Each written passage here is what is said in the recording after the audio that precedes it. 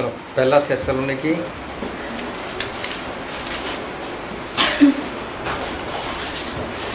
उसका 5वां अध्याय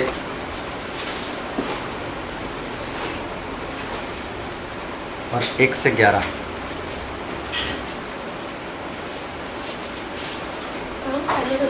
पहला थिस्सलुनीकी 5 1 से 11। हे भाइयों, इसका प्रयोजन नहीं कि समय और कालों के विषय में तुम्हारे पास कुछ लिखा जाए, क्योंकि तुम आप ठीक जानते हो कि जैसा रात को चोर आता है वैसा ही प्रभु का दिन आने वाला है।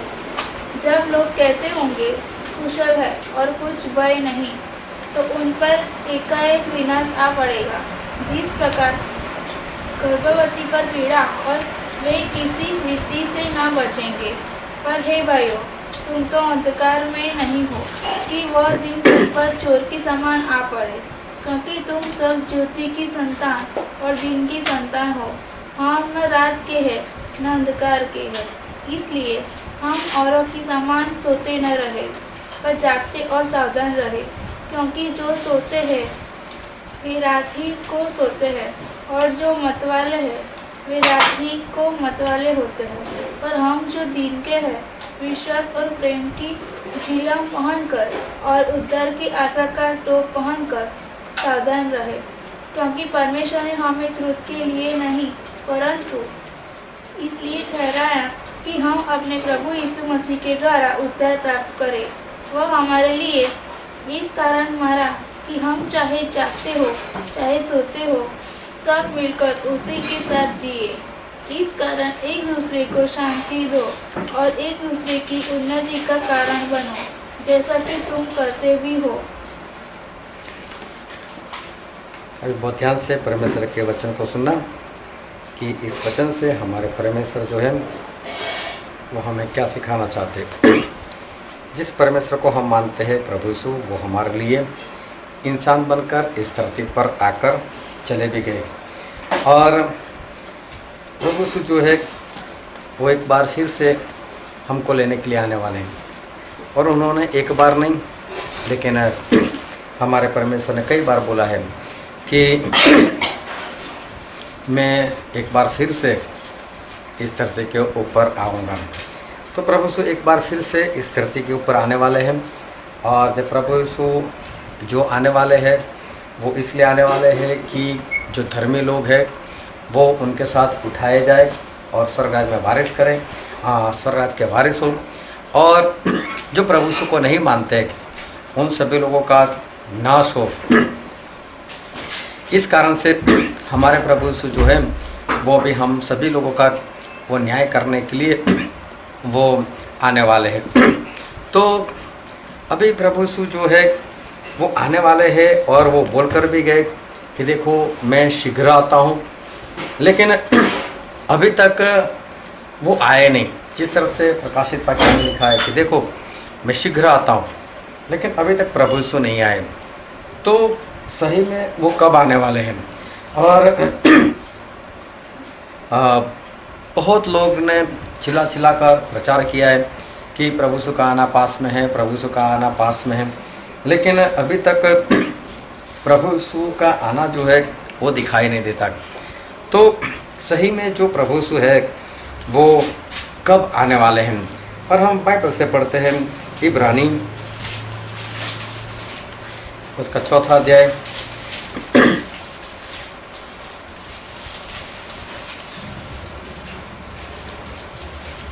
और हम पढ़ते हैं उसका 8 और 9 पद।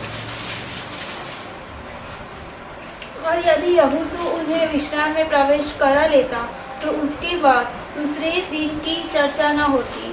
इसलिए जान लो कि परमेश्वर के लोगों के लिए शब्द का विश्राम बाकी है। हाँ, अभी क्या हुआ कि जो परमेश्वर इज़राइल लोगों को विश्राम का देश देने वाले थे, वचन का देश देने वाले थे, जिसको विश्राम का देश बोला था, और जहाँ पर पहुँचने के बाद ही कहा जाएगा कि वो लोग अपने विश्राम में पहुँच गए। तो बोले कि वो विश्राम जो है वो यहोशू ने दिलाया।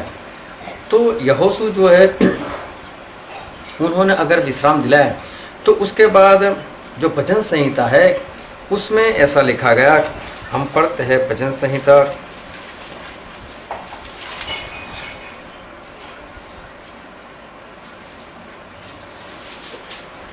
और उसका 95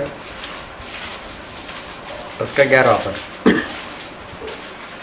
इस कारण मैंने क्रोध में आकर शपथ खाई कि ये मेरे विश्राम स्थान में कभी प्रवेश न करने पाएंगे। यहाँ पर ऐसा लिखा है कि वो लोग मेरे विश्राम में प्रवेश नहीं कर पाएंगे। तो इब्रानी लिखने वाले पवित्र आत्मा ऐसा कह रहे कि जब यहोशू ने अगर उनको सही में विश्राम दे दिया था, तो फिर बाद में वापस जबूर में, मतलब कि भजन संहिता में क्यों ऐसा लिखा गया कि वो लोग मेरे विश्राम में प्रवेश नहीं कर पाएंगे? तो मतलब जो यहोशू ने दिलाया है वो सही में विश्राम नहीं है, वो विश्राम का दिन नहीं था। तो विश्राम का दिन कौन सा है? तो बोले कि 9वां पद जो हमने पढ़ा इब्रानी 4 और 9वां पद, तो बोले कि परमेश्वर के लोगों के लिए अभी विश्राम का दिन जो है वो अभी बाकी है। तो परमेश्वर के लोगों के लिए विश्राम का दिन बाकी, तो विश्राम का दिन है कौन सा दिन? और अगर हम बाइबल का अभ्यास करें तो आदम से लेकर आज तक अगर हम गिने कि कितने साल हो गए, तो आदम से आज तक तकरीबन 6000 साल जो है वो हो चुके हैं। और दूसरे पत्रस में ऐसा लिखा है, दूसरा पत्रस उसका 3रा अध्याय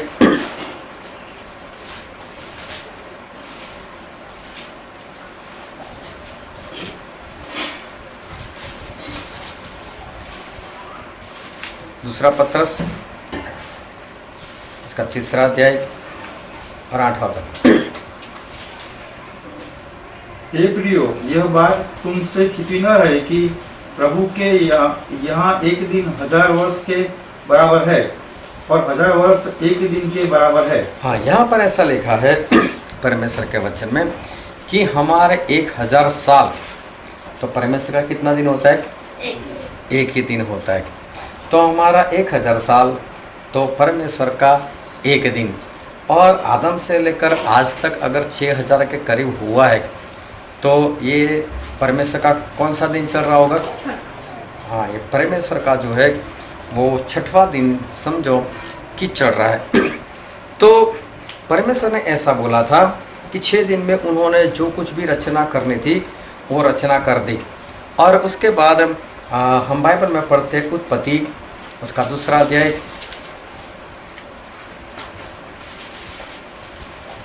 उत्पत्ति उसका 2रा अध्याय और पढ़ो 2रा पद। और परमेश्वर ने अपना काम जिसे वह करता था 7वें दिन समाप्त किया, और उसने अपने किए हुए सारे काम से 7वें दिन विश्राम किया। 7वें दिन परमेश्वर ने क्या किया? विश्राम किया। तो फिर से पढ़ो उत्पत्ति 2:2। और परमेश्वर ने अपना काम जिसे वह करता था 7वें दिन समाप्त किया, और उसने अपने किए हुए सारे काम से 7वें दिन विश्राम किया। 7वें दिन विश्राम किया। तो विश्राम का दिन कौन सा है? 7वां दिन। अभी इस धरती के ऊपर आदम से लेकर आज तक कितने हुए? 6000 साल के करीब। तो इसका मतलब परमेश्वर का कौन सा दिन चल रहा है? परमेश्वर का 6वां दिन चल रहा है। तो 6वें दिन के हम समझ लो कि आखिरी हिस्से में हम लोग जीवन जी रहे, और 7वें दिन परमेश्वर क्या करेंगे? विश्राम करेंगे। तो 7वां दिन जो है वो परमेश्वर का विश्राम का दिन है, मतलब कि सब्बत का दिन है। तो 7वें दिन जो विश्राम का दिन है, तो एक दिन परमेश्वर का, तो हमारे कितने साल? 1000। हमारे 1000 साल। और इसलिए लिखा है बाइबल में, हम पढ़ते हैं प्रकाशित वाक्य उसका 20वां अध्याय और 4था पद। फिर मैंने सिंहासन देखे और उन पर लोग बैठ गए, और उनको न्याय करने का अधिकार दिया गया, और उनकी आत्माओं को भी देखा जिनके सिर यीशु की गवाही देने और परमेश्वर के वचन के कारण काटे गए थे, और जिन्होंने न उस पशु की और न उसकी मूर्ति की पूजा की थी और न उसकी छाप अपने माथे और हाथों पर ली थी, वे जीवित होकर मसीह के साथ 1000 वर्ष तक राज्य करते रहे। कितने साल तक राज करते रहे? 1000 साल तक राज करते रहे। ये 1000 साल मतलब परमेश्वर का कितना दिन? एक दिन। ये है वो 7वां दिन जो परमेश्वर का, प्रभु यीशु का ये जो 7वां दिन है वो ये है कि जो हमारे लिए 1000 साल का राज है। जब प्रभु यीशु इस धरती पर आएंगे तब 7वां दिन जो है शुरू होगा। अभी तकरीबन 6000 साल खत्म होने को आएगा। इसका मतलब ये है कि अभी प्रभु यीशु का आना जो है वो सही में पास में है, ऐसा हम कह सकते हैं। आज तक बातें हो रही थी, लेकिन हम लोग उस वक्त पैदा हो चुके हैं कि अब सही में प्रभु यीशु का जो विश्राम है वो विश्राम का दिन मतलब 7वां दिन जो है वो अभी समझो कि वो आ रहा है। और इसलिए फिर से पढ़ो इब्रानी 4:9।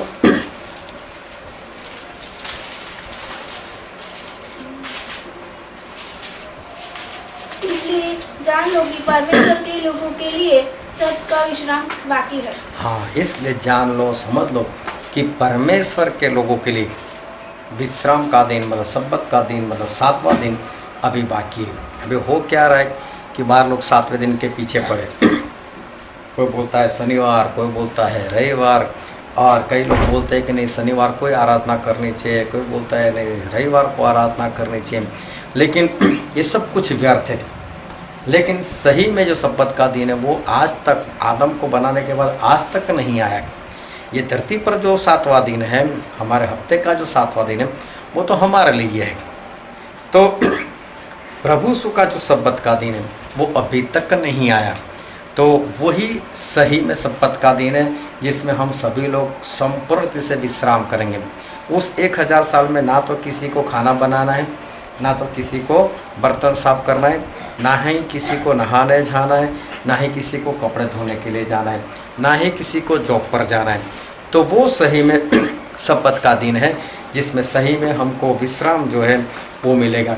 तो ये सब गिनती से इतना पता चलता है कि अभी सब्बत का दिन जो है वो समझो बहुत ही जल्द जो है वो आने वाला है।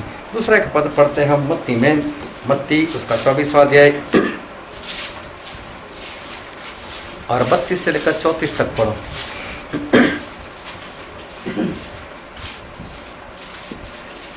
अंजीर के पेड़ से यह दृष्टांत सीखो। किसके पेड़ से? अंजीर। अंजीर। अंजीर के पेड़ से यह दृष्टांत सीखो, जब उसकी डाली कोमल हो जाती और पत्ते निकलने लगते हैं तो तुम जान लेते हो कि ग्रीष्मकाल निकट है। इसी रीति से जब तुम इन सब बातों को देखो तो जान लो कि वह निकट है, वरन द्वार पर है। मैं तुमसे सच कहता हूँ कि जब तक ये सब बातें पूरी ना हो ले तब तक इसी पीढ़ी का अंत नहीं होगा। इसी पीढ़ी का अंत नहीं होगा। ये प्रभु से तकरीबन 2000 साल पहले प्रभु से ने सारी बात कही और उसमें एक पीढ़ी का जिक्र है कि वो पीढ़ी मर नहीं जाएगी, मतलब गुजर नहीं जाएगी और प्रभु यीशु जो है वो आ जाएंगे। क्योंकि 24वें अध्याय में यही लिखा हुआ है कि चेले जो है वो प्रभु से पूछते हैं कि प्रभु से आपके आने के निशान क्या होंगे। पढ़ो तो उसका 3रा पद। और जब वह जैतून पहाड़ पर बैठा था तो चेलों ने अलग उसके पास आकर कहा, हमसे कह कि ये बातें कब होगी और तेरे आने का और जगत के अंत का क्या चिन्ह होगा। हाँ, आपके आने का और जगत के अंत का क्या निशान होगा।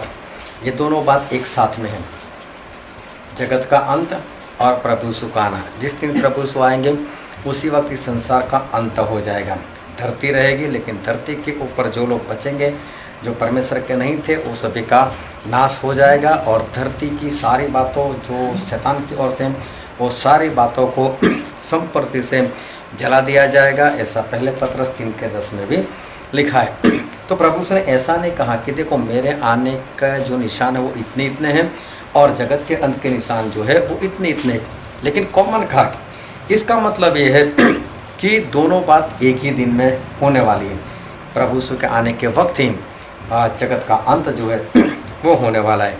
तो अभी यहाँ पर जिस तरह से निशान बताए गए, तो सारे निशान तो नहीं पढ़ रहे, क्योंकि निशान में ऐसा लिखा है कि झूठे भविष्यवक्ता आएंगे।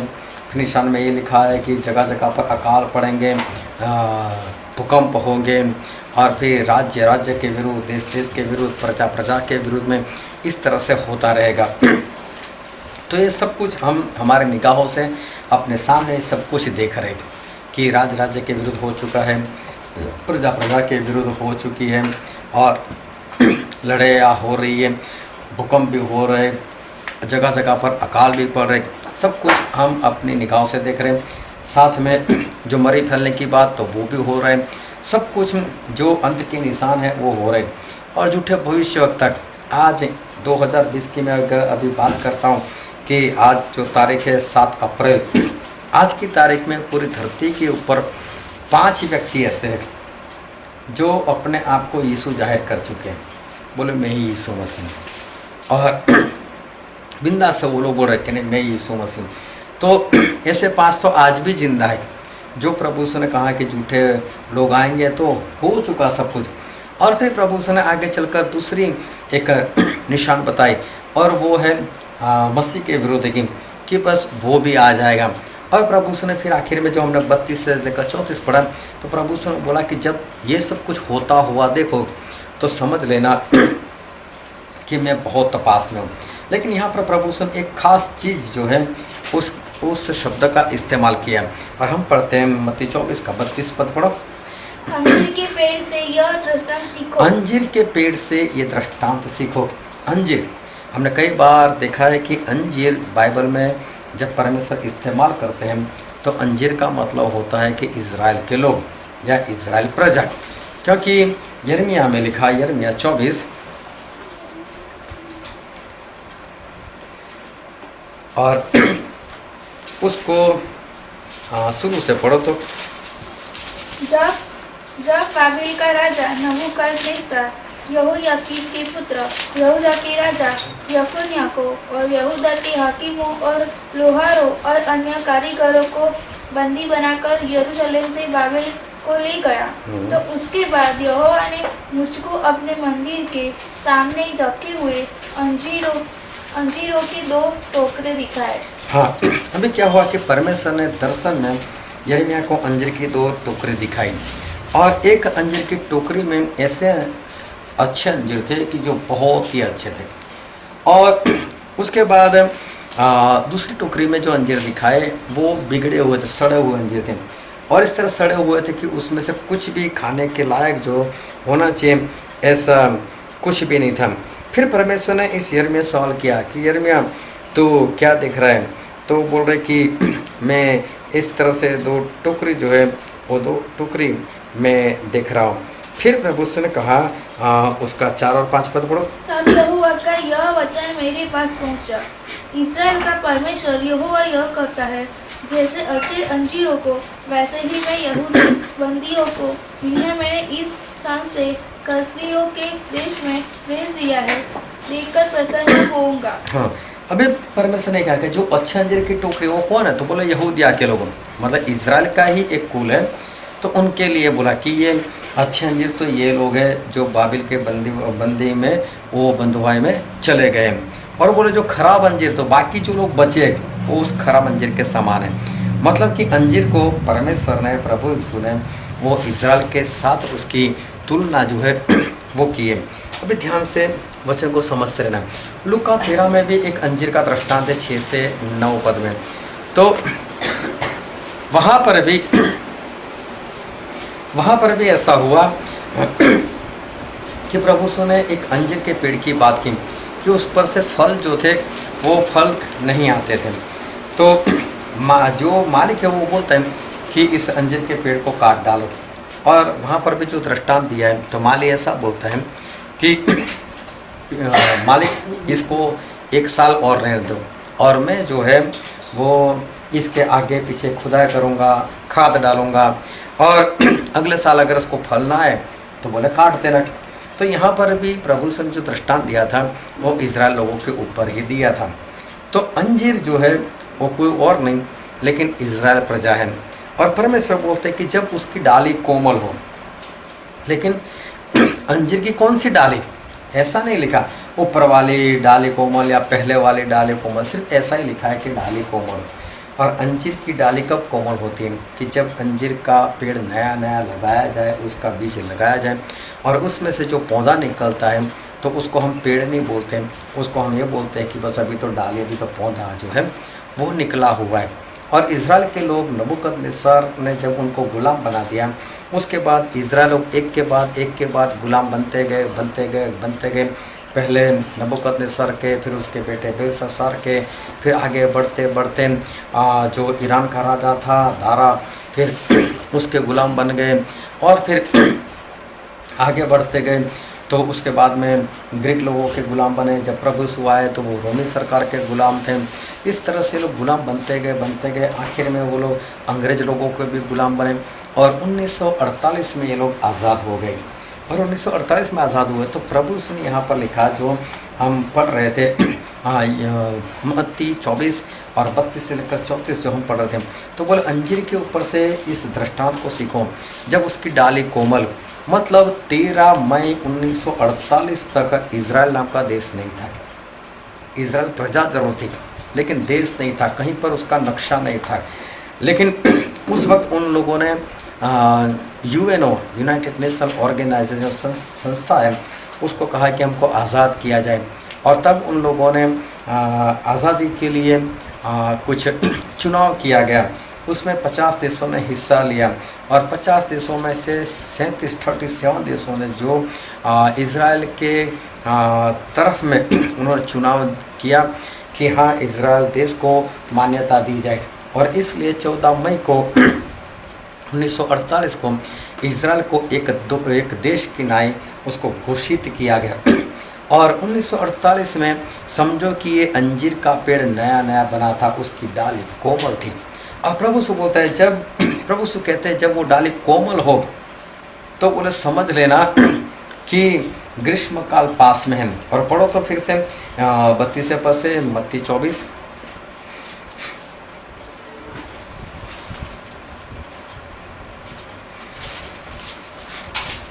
जल्दी से पढ़ो, मत्ती 24 का 32।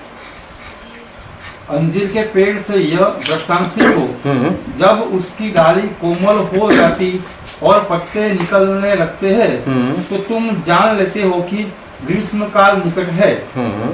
इसी रीति से जब तुम इन सब बातों को देखो तो जान लो कि वह निकट है, निकट है, वरन द्वार ही पर है। मतलब कि इतना निकट कि प्रभु सो हमारे द्वार पर ही है। और मैं तुमसे सच कहता हूँ कि जब तक ये सब बातें पूरी ना हो, हाँ ये सब भविष्यवाणी पूरी ना हो जाए, मेरा दूसरी बार आना ना हो जाए, तब तक इस पीढ़ी का अंत नहीं होगा। तब तक इस पीढ़ी का अंत नहीं होगा। मतलब 1948 में इजराइल देश में जो पीढ़ी बनी, 1948 में ये डाली कोमल थी, उस वक्त जो पीढ़ी बनी प्रभु से उस पीढ़ी की बात कर रहे थे कि वो पीढ़ी मर जाए उससे पहले प्रभु यीशु का आना हो जाएगा। अभी देखो जो लोग 1948 में पैदा हुए हो उनकी आज उम्र कितनी होगी? जो 1948 में पैदा हुए, 2020 में से 1948 माइनस कर दो, 72 साल। आज वो 72 साल के हो गए। अभी समझो जो 72 साल के हैं वो लोग मर जाए, इजराइल की बात, इजराइल में जो आज 72 साल के हैं वो लोग मर जाएंगे ना, उससे पहले कौन आ जाएगा? प्रभु यीशु आ जाएंगे। अब कितना जिंदा रहेंगे वो लोग?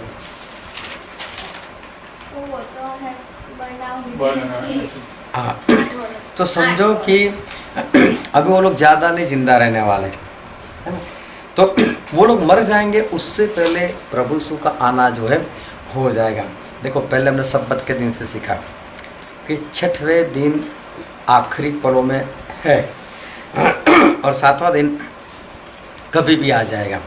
तो प्रभु यीशु का आना, उससे हमने देखा कि 7वां दिन बहुत करीब है, मतलब कि प्रभु यीशु का आना, विश्राम का आना बहुत पास में। दूसरे इस जगह से हमने देखा अंजीर के पेड़ से कि प्रभु यीशु जो है उनका जो आना है वो समझो अभी बहुत ही पास में अंजीर के पेड़ से भी हमने पता लगा दिया। और भी हम बाइबल में पढ़ते हैं लूका रचित सुसमाचार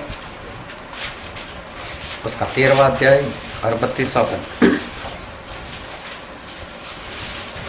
उसने उनसे कहा, जाकर उस लोमड़ी से कह दो कि देख में आज और कल दुष्टात्माओं को निकालता और बीमारों को चंगा करता हूँ और तीसरे दिन अपना कार्य पूरा करूँगा।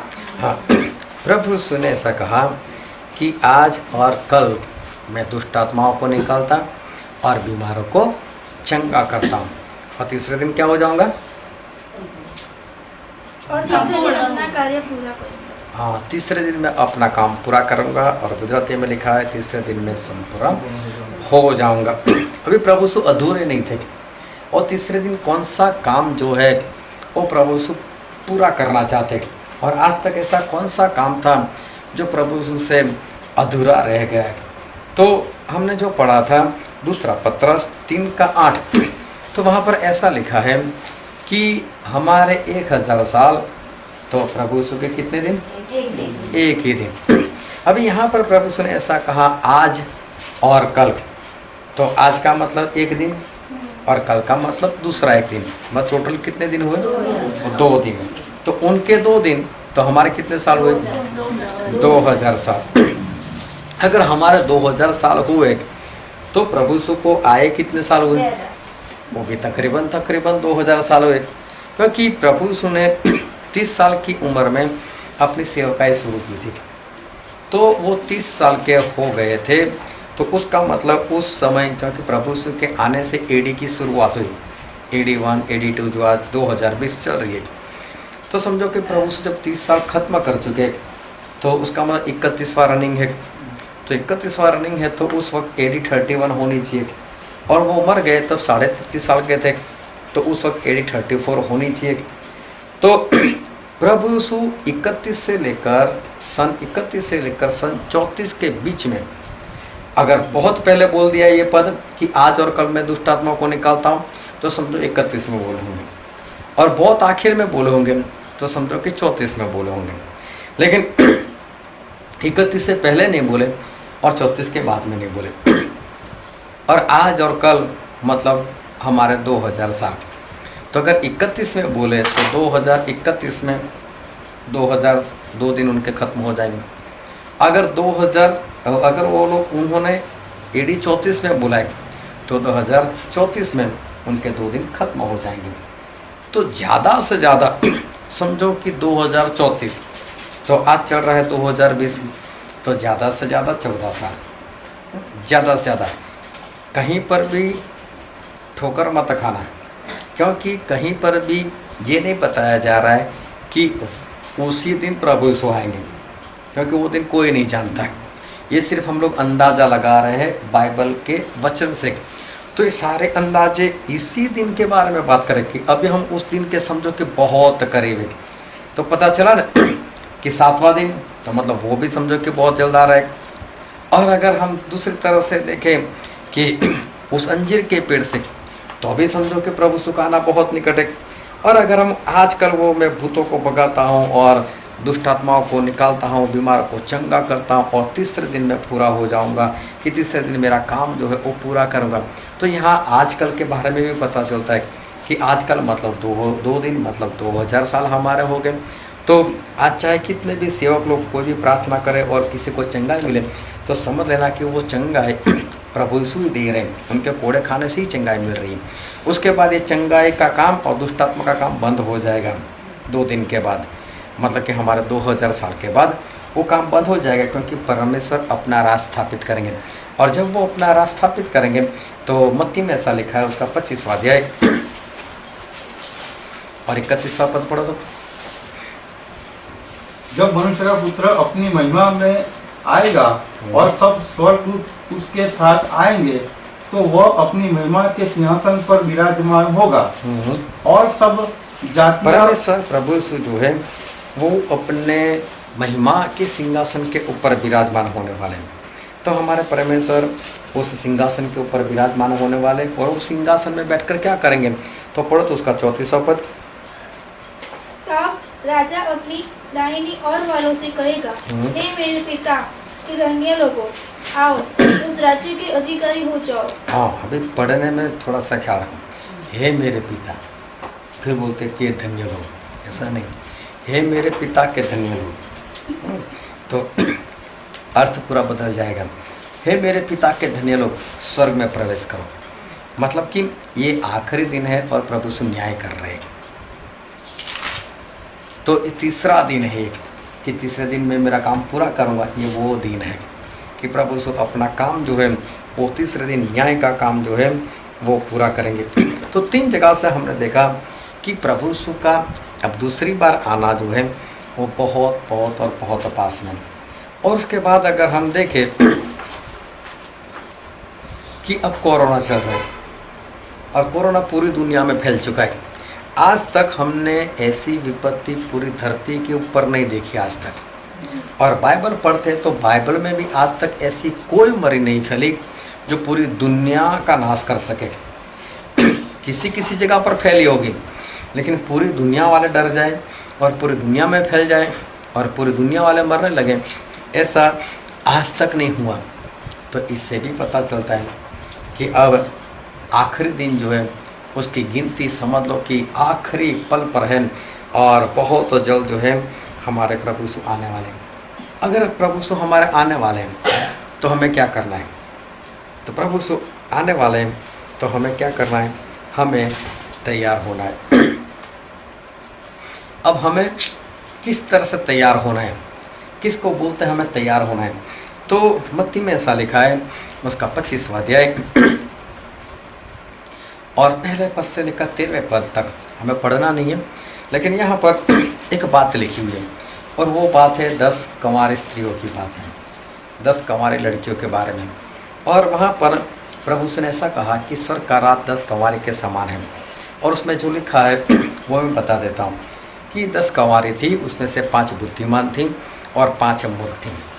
वो सभी दुल्हन थी, उनकी शादी जो है वो तय हो चुकी थी। सभी लोग अपने दूल्हे का इंतज़ार कर रहे थे, सभी लोग तैयार थे और सभी ने अपनी अपनी मसाल जो थी वो जला दी। जो बुद्धिमान थी उन्होंने अपने साथ एक्स्ट्रा कुप्पी में तेल ले लिया और बाकी की जो 5 मूर्ख थी उन्होंने मसाल तो जला ली, मसाल में तो तेल डाल दिया, लेकिन अपने साथ एक्स्ट्रा तेल नहीं लिया। ये सभी अपने दूल्हे से मिलने के लिए अपने घर छोड़कर बाहर निकल गई और वहाँ पर जो भी चौक होगा वहाँ पर वो लोग बैठ गए कि हमारा दूल्हा यहाँ से निकलेगा। और वो लोग इंतज़ार करने लगे और रात हो गई थी और इंतज़ार करते करते इनको नींद आ गई। तो नींद आ गई तो सभी की सभी सो गई, 10 के 10 सो गए। और आधी रात के बाद एक आवाज़ आई कि दूल्हा आ रहा है। तो एक नहीं 10 की 10 जागे। लेकिन जब जागकर सबसे पहले वो लोग देख रहे, क्योंकि उस वक्त स्ट्रीट लाइट नहीं थी। अभी हमारे ज़माने में तो स्ट्रीट लाइट लग चुकी, गांव में हो या शहर में हो, तो उनको मशाल की ज़रूरत होती थी। अभी जब वो लोग जाग गए तो उन्होंने देखा कि उनकी मसाले जो है वो बुझ रही है। और इसलिए जो बुद्धिमान थी उन्होंने तो अपनी बैग में झोले में जो भी कुप्पी में तेल लेकर आए थे अपनी कुप्पी फटाफट से निकाले और वो तो मसाल में तेल डालने लगी। अभी मूर्ख जो स्त्री वो देख रही, बोले एक काम करो आधा आधा डालो और आधा हमको दे दो। तो बोले देखो अगर आधा डालेंगे तो हो सकता है कि हमको भी बस ना हो और आपको भी बस ना हो, इससे अच्छा है तो आप ये काम करो, हमारे लिए तो है, अब अपने लिए बाज़ार में जाओ और ख़रीद कर लेकर आओ। अभी आधी रात को कौन दुकान खुलने वाला है कि इनको तेल मिलने वाला है। तो उसके बाद दूल्हा आ गया और ये जो 5 बुद्धिमान थी वो तो मसाल जलाए हुए थी, तो उनको पता चल गया हमारा दूल्हा है, वो तो चले गई। अभी क्या हुआ, जो 5 मूर्ख थी वो लोग बाद में आई। तो उन्होंने देखा कि दूल्हा तो आकर चला गया है, कुछ है नहीं। तो जैसे वैसे जहाँ पर वो जो फंक्शन था वो लोग वहाँ पर पहुँच गए, लेकिन दरवाज़ा बंद था। दरवाज़ा बंद था तो उन्होंने दरवाज़ा खड़काया तो अंदर से आवाज़ आई, बोले कौन है? तो बोले कि हम हैं। बोले स्वामी हमारे लिए खोलो, हम आपकी दुल्हन हैं। तो अंदर से आवाज़ आई, मैं आपको नहीं जानता, यहाँ से चली जाओ। दरवाज़ा खोला नहीं गया। अभी देखो ये सड़क का दरवाज़ा है, सड़क का दरवाज़ा एक बार बंद हो गया उसके बाद उसको कोई नहीं खोल सकता। लेकिन यहाँ पर हम तो भारतवासी हैं। और यहाँ पर जो ये दृष्टांत है प्रभु यीशु क्या कहना चाहते हैं वो सबसे पहले पता नहीं चलता। क्यों पता नहीं चलता? यहाँ पर कुछ सवाल होते हैं कि 10-10 लड़कियाँ और दूल्हे का इंतज़ार कर रही थी, तो दूल्हा कौन था?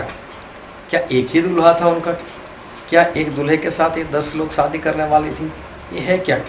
लेकिन इसको समझने के लिए हमें इज़राइल देश में जाने की ज़रूरत पड़ेगी, और आज से 2000 साल पहले वहाँ पर कैसी परंपरा थी वो जानने की ज़रूरत है। वहाँ पर ऐसी परंपरा थी उस वक्त कि शादी तय होती थी, और तय होने के बाद मंगनी होती थी, और जब दूल्हा दुल्हन एक दूसरे को पसंद कर लेते थे तब सिर्फ इनकी मंगनी होती थी।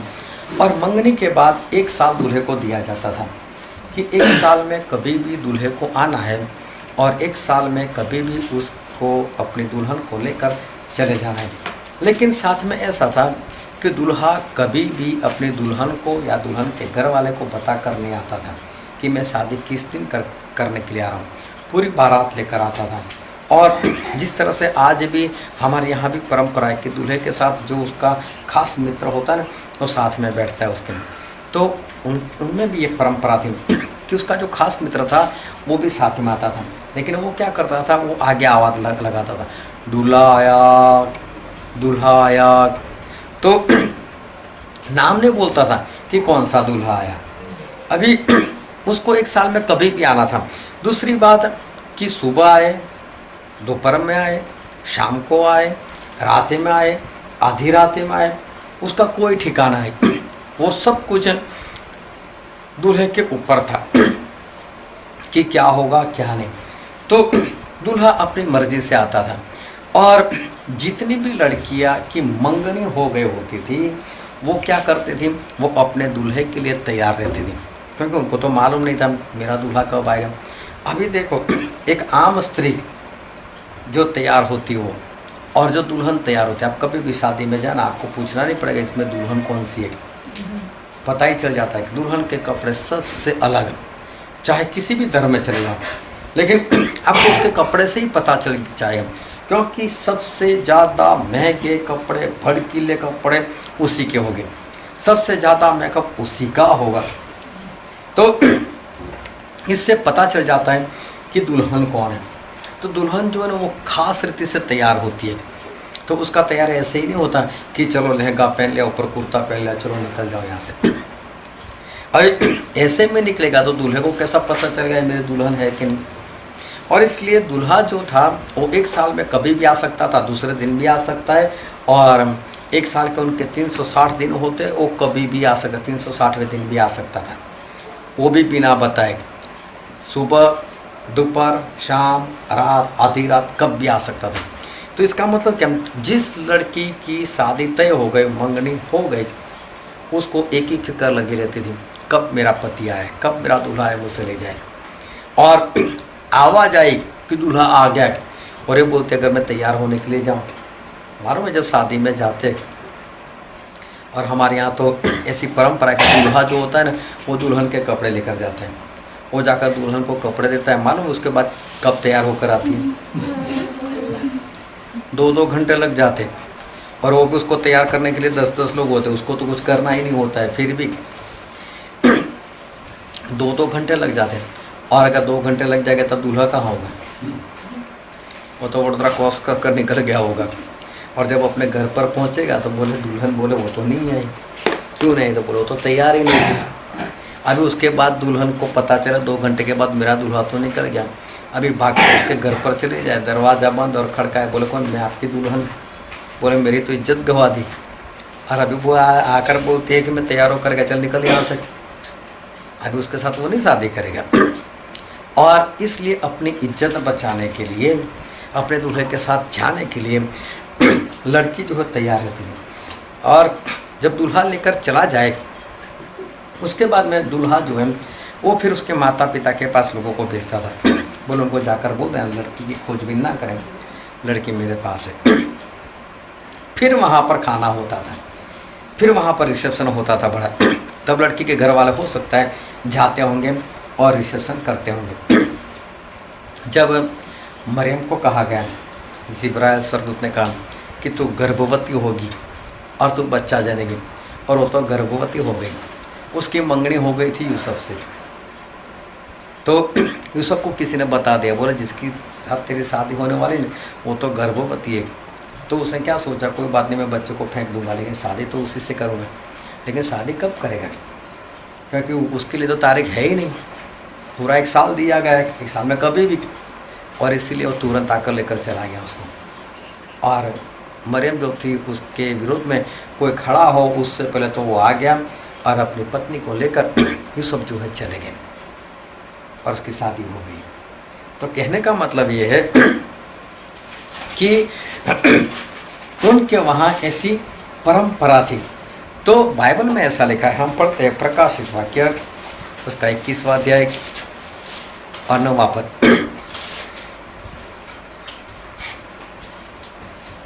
फिर जिन 7 स्वर्गदूतों के पास 7 अंतिम विपत्तियों से भरे हुए 7 कटोरे थे, उसमें से एक मेरे पास आया और मेरे साथ बातें करके कहा, इधर आ, मैं तुझे दुल्हन अर्थात मेमने की पत्नी दिखाऊंगा। तब वह मुझे क्या दिखाऊंगा? मेमने की पत्नी। मेमना मतलब प्रभु यीशु, और प्रभु यीशु की पत्नी मतलब कलीसिया। ये आत्मिक रिश्ता है, ये कोई शारीरिक रिश्ता नहीं, दैहिक बातें नहीं है, ये आत्मिक बात है। मतलब आत्मिक तौर से प्रभु यीशु जो है वो कलीसिया का दूल्हा है, और कलीसिया क्या है? प्रभु यीशु की दुल्हन है।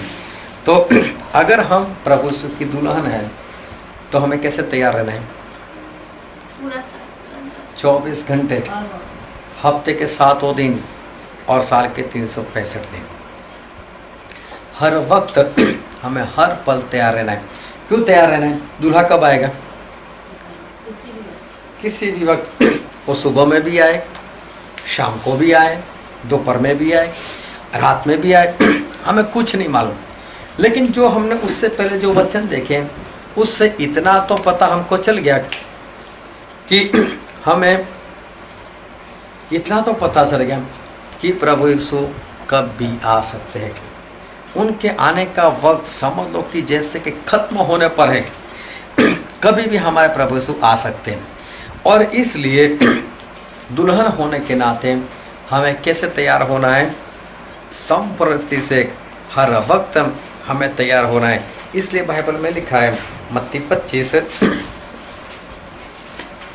उसका 12 और 13 पद पढ़ो तो।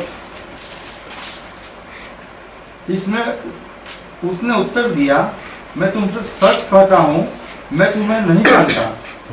इसलिए जागते रहो, क्योंकि तुम न उस दिन को जानते हो न उस घड़ी को। तुम उस दिन को नहीं जानते कि कब तुम्हारा परमेश्वर आने वाला है, कब तुम्हारा आत्मिक दुल्हा आने वाला है। इसलिए जागते रहो। ना ही आप उस घड़ी को जानते, मतलब उस पल को भी आप नहीं जानते कि कब प्रभु आने वाले हैं। इसलिए हर वक्त कैसे रहो? तैयार रहो। अगर प्रभु से बोल कर गए होते ना कि सन 2021 में जुलाई महीने में और 2 तारीख को मैं आऊँगा सुबह 5 बजे, तो 4 बजे तक कुछ करने की ज़रूरत नहीं थी। तब उठकर किसी को भी बुला लेते, चल यार बपतिस्मा दे दे, चल मेरे लिए प्रार्थना कर, अभी प्रभु यीशु के लिए तैयार हो जाओ। लेकिन वो तो बोले बिना गए, बस इतना बता दिया कि मेरा आने का किस तरह से होगा। तो वो सारी बातों से इतना पता चलता है कि अब उनका आना निकट है। तो एक दुल्हन की तरह हमें हर वक्त हफ्ते में 7 दिन, दिन के 24 घंटे और साल के 365 दिन तक हमें कैसा रहना है? संप्रति से हमें तैयार होना है, एक भी दाग के बिना। जिस तरह से दुल्हन तैयार होती है उसके बाद उसके शरीर के ऊपर कोई दाग नहीं दिखाई देता। एक बार मैंने किसी की शादी करवा दी, तो शादी करवा दी तो मैं तो उनको पहली बार मिल रहा था, तो शादी तो हो गई। शादी के कुछ वक्त बाद मैं उनकी पत्नी से मिला। मैं सोचने पड़ा ये कौन है, तो पता चला ये तो उसकी पत्नी है। मैंने बोला उस दिन तो मैंने नहीं, वो तो बहुत गोरी थी, ये तो गोरी नहीं है। तो मैं समझ गया कि जो मेकअप किया होगा ना उसके कारण। मतलब हमें भी कैसे करना है?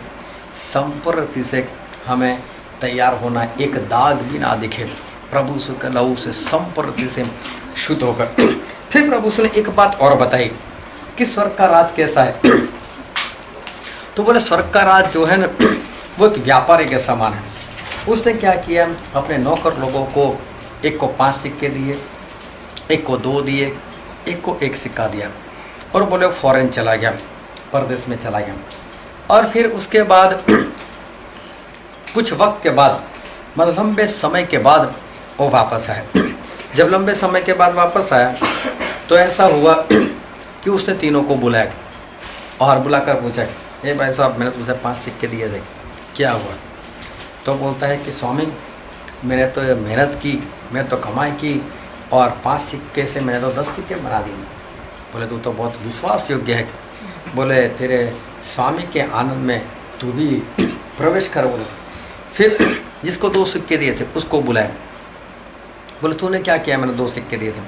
तो बोले स्वामी, मैंने भी मेहनत की, मैंने भी कमाई की और 2 सिक्के के मैंने तो 4 सिक्के कर दिए। बोले तू तो विश्वास योग्य है, तू तेरे स्वामी के आनंद में तू प्रवेश कर। फिर जो 1 सिक्का वाला था वो आया और उसने आकर बताया कि स्वामी, तू तो इतना कठोर है कि जहाँ से बिखरता नहीं वहाँ पर बटोरने के लिए आ जाता है, जहाँ पर बिछता नहीं वहाँ पर काटने के लिए आ जाता है। मैंने तो उसे ऐसा कठोर इंसान समझा, इसलिए मैंने क्या किया कि 1 सिक्का गंवा ना बैठूं, इसलिए मैं उस सिक्के को ज़मीन में दफन कर रखा था।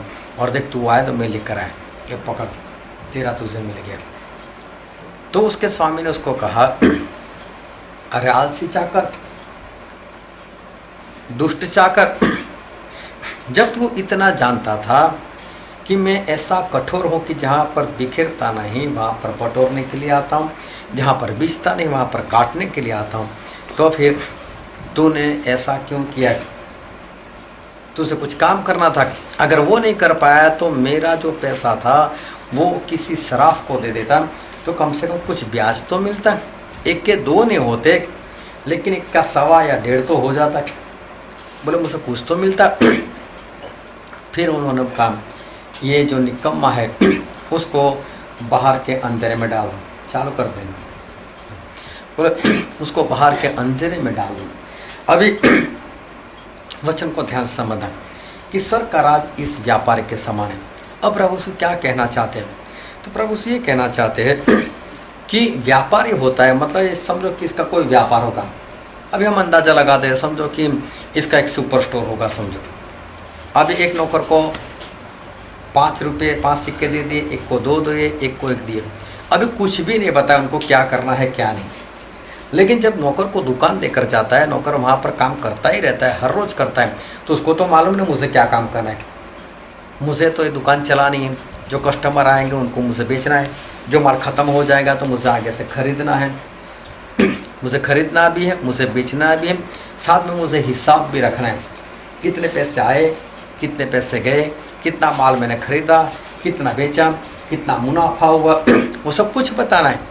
तो मालिक सब कुछ बोल कर नहीं जाता, वो तो समझ में आ ही जाना चाहिए कि बोल कर गया कि मैं जा रहा हूँ, आप देख लेना। तो देख लेना मतलब पता चल जाना चाहिए। तो इसको ध्यान से समझना। अभी जो पहले वाला था जिसके पास 5 सिक्के थे उसने कमाई की, जिसके पास 2 सिक्के थे उसने भी कमाई की। उनको पता चल गया कि हमारा मालिक आएगा, आज नहीं तो कल आएगा, कल नहीं तो परसों आएगा, लेकिन आएगा तो हमें उनको हिसाब देना है। लेकिन तीसरा जो था उसको विश्वास ही तो था कि मेरा मालिक कितना कठोर है, लेकिन उसको कोई बात नहीं, वो आएगा तो उसको दे देंगे, लेकिन उसने कोई काम नहीं किया। तो इसका मतलब ये है स्वर्ग का राज इस तरह से। तो व्यापारी कोई और नहीं, प्रभु से, जो जाते जाते ये कह कर गए थे मैं पवित्र आत्मा को भेज दूँगा। पवित्र आत्मा के वरदान हमारे लिए हैं, पवित्र आत्मा हमारे लिए, उनके सारे फल भी हमारे लिए। अभी प्रभु यीशु तो देकर चले गए, उन्होंने तो पवित्र आत्मा हमको दे दिए, वरदान से हमको भर दिया। किसी के पास 1, किसी के पास 2, किसी के पास सारे, लेकिन प्रभु यीशु को जो देना था सभी को अपनी शक्ति के अनुसार देकर चले गए। अब हमें क्या करना है उस वरदानों से? उस वरदानों से हमें प्रार्थना करनी है, उस वरदानों से हमें लोगों के पास जाना है, हमें प्रचार करना है, हमें दान देना है, हमें चंगाई के लिए प्रार्थना करनी है, हमें बहुत कुछ करना है, जैसा वरदान वैसे उसका इस्तेमाल करो। अगर पराई भाषा है तो वो बोलो, अगर प्रचार करने का वरदान है तो प्रचार करो, अगर चंगाई का वरदान है तो चंगाई का काम करो, भूत प्रेत निकाल सकते हो तो वो काम करो। लेकिन वो करते करते हमें आत्मा जो है, आत्मा जीतने है। अगर परमेश्वर ने एक वरदान दिया है तो कम से कम एक आत्मा तो जीतो, अगर परमेश्वर ने 5 वरदान दिया तो कम से कम 5 आत्मा तो जीतो।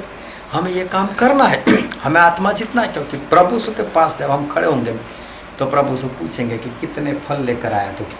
क्योंकि यूहन्ना उसका 15 अध्याय और उसका 8वां पद पढ़ो तो।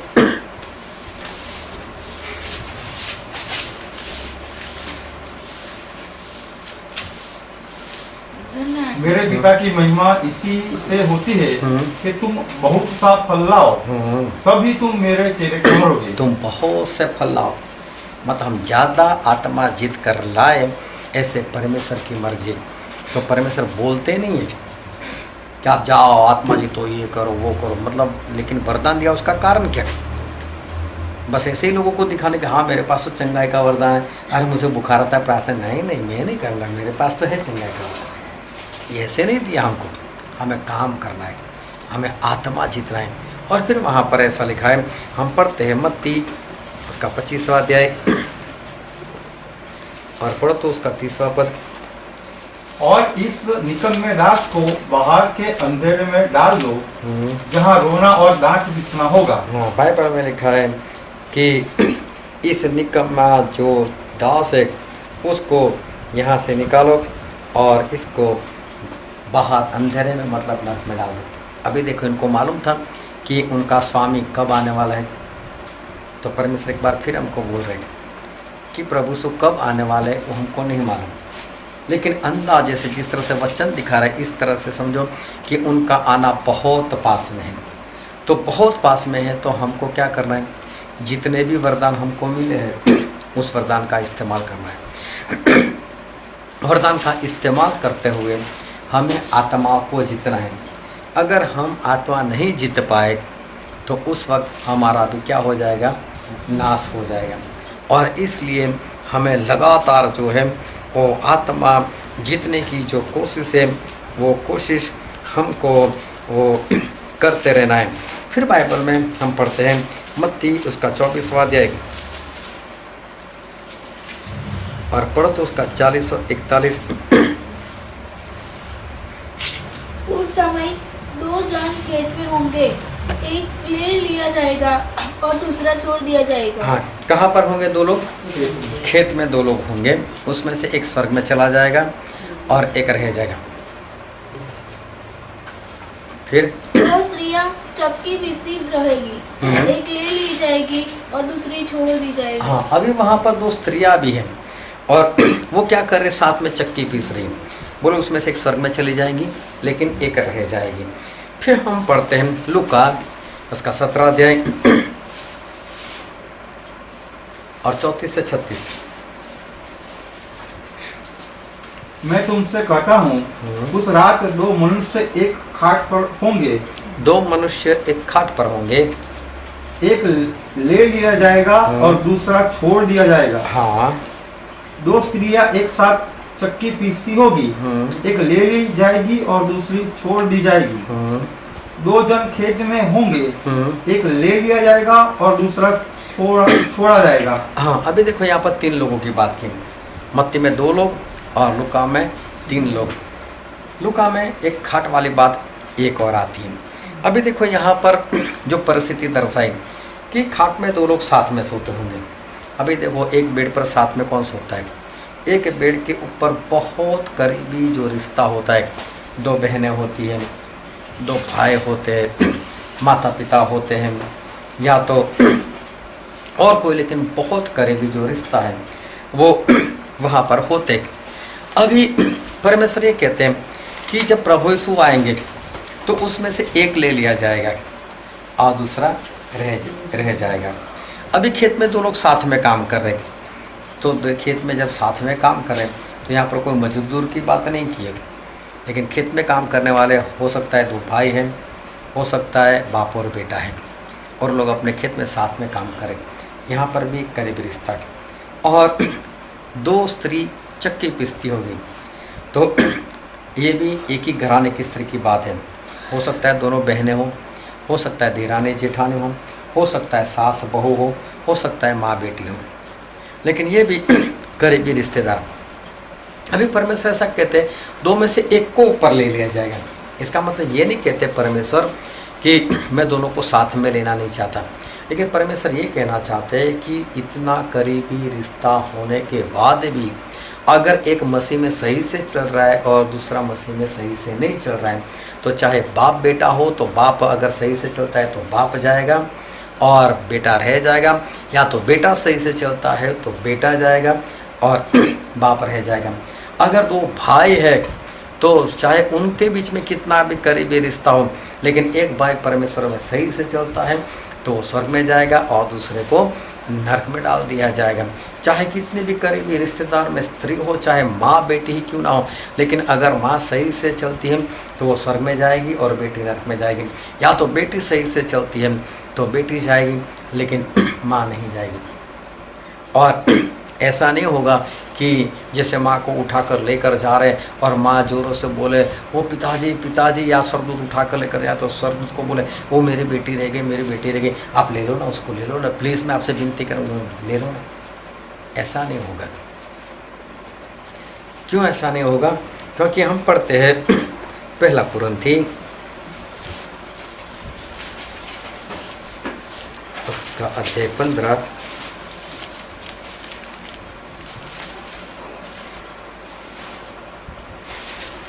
और पढ़ो तो उसका 52। और यह क्षण भर में पलक मारते ही अंतिम तुरही फूंकते ही होगा।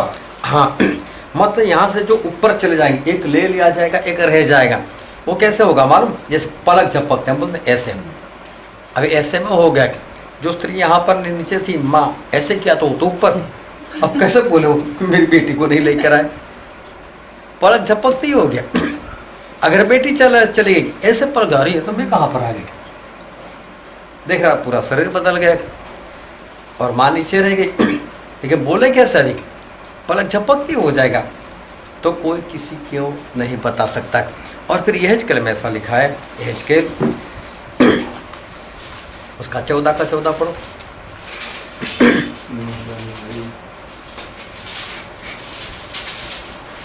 तब चाहे उसमें नूह, दानिएल और अय्यूब ये तीनों पुरुष हो, हाँ। तो भी वे अपने धार्मिकता के द्वारा केवल अपने ही प्राणों को क्या बचा सकेंगे। प्रभु यहोवा की यही वाणी है। हाँ, अगर अय्यूब हो तो अय्यूब अपने आप को बचा सकता है, अपने परिवार को नहीं। नूह होगा तो नूह अपने आप को बचा सकता है, अपने परिवार को नहीं।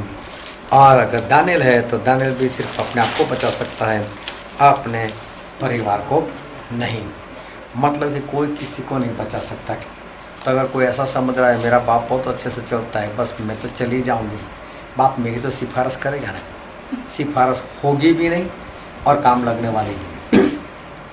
अगर कोई ऐसा समझे कि मेरी पत्नी बहुत बढ़िया से चल रही, मेरी पत्नी के जरिए चला जाऊंगा, तो पत्नी की भी सिफारिश नहीं चलने वाली। ना माँ की, ना पिता की, ना भाई की, ना बहन की, किसी की भी सिफारिश नहीं चलेगी। और फिर यहेजकेल में लिखा है उसका 18 अध्याय और पढ़ो तो 14 से। फिर यदि ऐसे मनुष्य के पुत्र हो और वह अपने पिता के ये सब पाप देखकर भय के मारे उनकी समान न करता हो, अर्थात न तो पहाड़ों के पूजा स्थलों पर भोजन किया हो, न इस्राएल के घराने की मूर्तों की ओर आँख उठाई हो, न पराई स्त्री को बिगाड़ा हो, न किसी पर अंधेर किया हो, न कुछ बंधक लिया हो, न किसी को लूटा हो, वरन अपनी रोटी भूखे को दी हो, नंगे को कपड़ा ओढ़ाया हो, ऋण चंद की हानि करने से हाथ रोका हो, ब्याज और बढ़ती न ली हो, मेरे नियमों को माना हो और मेरी विधियों पर चला हो, तो वह अपने पिता के अधर्म के कारण न मरेगा वरन जीवित ही रहेगा। हाँ, बोले बाप चाहे कैसा भी हो, लेकिन अगर बेटा सही से चलेगा तो बेटा जो है वो बचाया जाएगा। फिर 19वां पद पढ़ो। तो भी तुम लोग लोग कहते हो, क्यों? क्या पुत्र पिता की अधर्म का भार नहीं उठाता? 20वां पद। जो प्राणी पाप करे वही मरेगा, तो पुत्र पिता के अधर्म का भार उठाएगा और न पिता पुत्र का। हाँ, बस बस लिखा है कि बाप जैसा करेगा उसका फल वो भुगतेगा और बेटा जो करेगा उसका फल वो भुगतेगा। दोनों एक दूसरे के कारण बचेंगे भी नहीं और दोनों एक दूसरे के कारण मरेंगे भी नहीं। तो इसका मतलब ये हुआ कि हमारा सबसे करीबी रिश्तेदार भी हमको नहीं बचा सकता। ना बाप बचा सकता है, ना माँ बचा सकती है, ना पति बचा सकता है, ना पत्नी बचा सकती है, ना बेटा बचा सकता है, ना भाई बचा सकता है, ना ना बहन बचा सकती। तो इसका मतलब हमें क्या करना चाहिए? हमें खुद को कैसा होना चाहिए? तैयार रहना चाहिए। समझ में आ रही बात? हाँ। कि प्रभु यीशु का आना बहुत निकट है और इसलिए हमारा करीबी रिश्तेदार चाहे कितना भी परमेश्वर में चले तो उसके परमेश्वर में चलने के कारण हम नहीं बचने वाले। तो इसका मतलब ये हुआ कि हमें खुद को हर वक्त हर पल अपने आप को तैयार रखना है। फिर मत्ती में लिखा है, मत्ती 24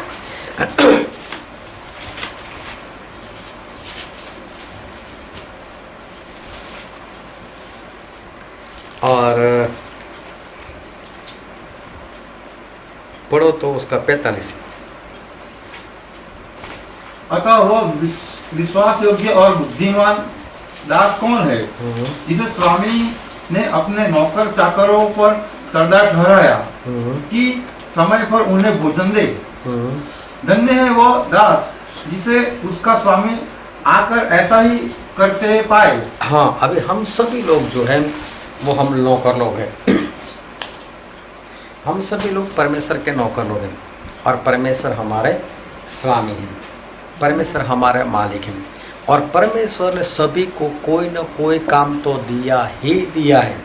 चाहे छोटा हो चाहे बड़ा हो, चाहे परमेश्वर में सारे वरदान पाए हुए चाहे एक दो वरदान पाए हुए, लेकिन सभी के लिए हमारे परमेश्वर ने कोई न कोई काम जो है वो रखा है। वो काम हमें करना है और परमेश्वर बोलते कौन ऐसा बुद्धिमान दास है जिसको उसका स्वामी काम करते हुए देखे। क्योंकि होता कैसे है मालूम है? स्कूल में पढ़ने वाले बच्चे वो क्या करते हैं, जब मैडम पढ़ा रही होती है और जब ये लोग सही से सुनना नहीं चाहते तो कैसा करते हैं, ऐसे कॉपी खोल कर बैठेंगे उस डेस्क के ऊपर। अभी मैडम देखती हैं तो उसको किताब दिखती है लेकिन वो विद्यार्थी नहीं दिखाई देता, चाहे वो आँख बंद कर ही बैठा हो, अपने आप को छुपाने का प्रयत्न करते हैं। कई लोग क्या करते हैं, बैठते ही पीछे, कई लोग बैठते ही पीछे और किसी के पीछे अपने आप को ऐसे छुपा देते हैं कि टीचर की निगाह ही ना पड़े, मेरे सामने देखे ही नहीं। और जब टीचर के सामने ऐसा करते हैं और जब टीचर ना हो तो क्लास की हालत कैसे होती? फिर तो जहाँ पर किताब रखने की जगह होती है वहाँ तो विद्यार्थी बैठा होता है और जहाँ पर उसके बैठने की जगह होती है वहाँ उसके पैर होते हैं। एक बात मुझे मेरे टीचर ने बताया, बोले मैं क्लास से बाहर जा रहा हूँ तो बोले कोई भी अगर आवाज़ करे धमाल करे तो बोले उसका नाम लिख लेना। यार ठीक है। अभी वो गुप्त में बोल कर गई, किसी को बताया नहीं। अभी सही में पूरा क्लास धमाल कर रहा है। अभी मुझे छोड़कर मैं सभी का नाम दूँ तो भी कैसा लगेगा? सभी लोग धमाल करेंगे। क्यों? क्योंकि जब देखने वाला ही कोई नहीं है तो काम करने में भी ऐसा होता है कि जब जो लोग जॉब करते हैं तो वहाँ पर इसीलिए आजकल टारगेट वाली जॉब हो गई। बोले इनको बाहर ही भेज दो, करो तो भी ना करो तो भी हमें क्या, करेंगे तो पैसा देंगे, नहीं करेंगे तो नहीं। मैं एक जगह पर 1.5 महीने के लिए मैं जॉब में लगा और वहाँ पर मैं टाइपिस्ट था। वहाँ पर टोटल 3 टाइपिस्ट थे। 3 टाइपिस्ट को मिलकर 8 घंटे में ज़्यादा से ज़्यादा 6 लीटर आते थे टाइप करने के लिए।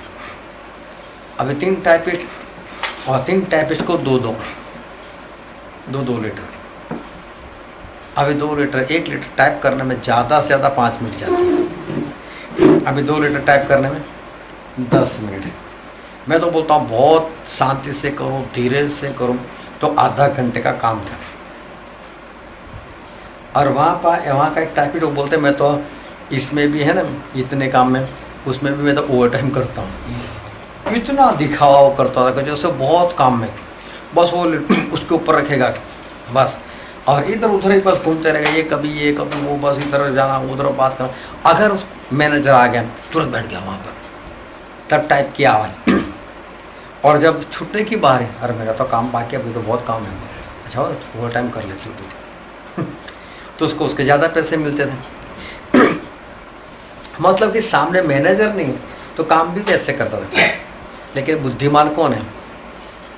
क्योंकि हमारे परमेश्वर बोल कर नहीं आने वाले, इसलिए परमेश्वर बोलते बुद्धिमान वो है कि जो परमेश्वर नहीं दिखाई देते, फिर भी अब परमेश्वर ने जो काम दिया है उसको ईमानदारी से वो करता है, और बिना पोल मारे, समझो जिसको कहता है, उस तरह से ईमानदारी से वो इंसान जो है वो काम करता है।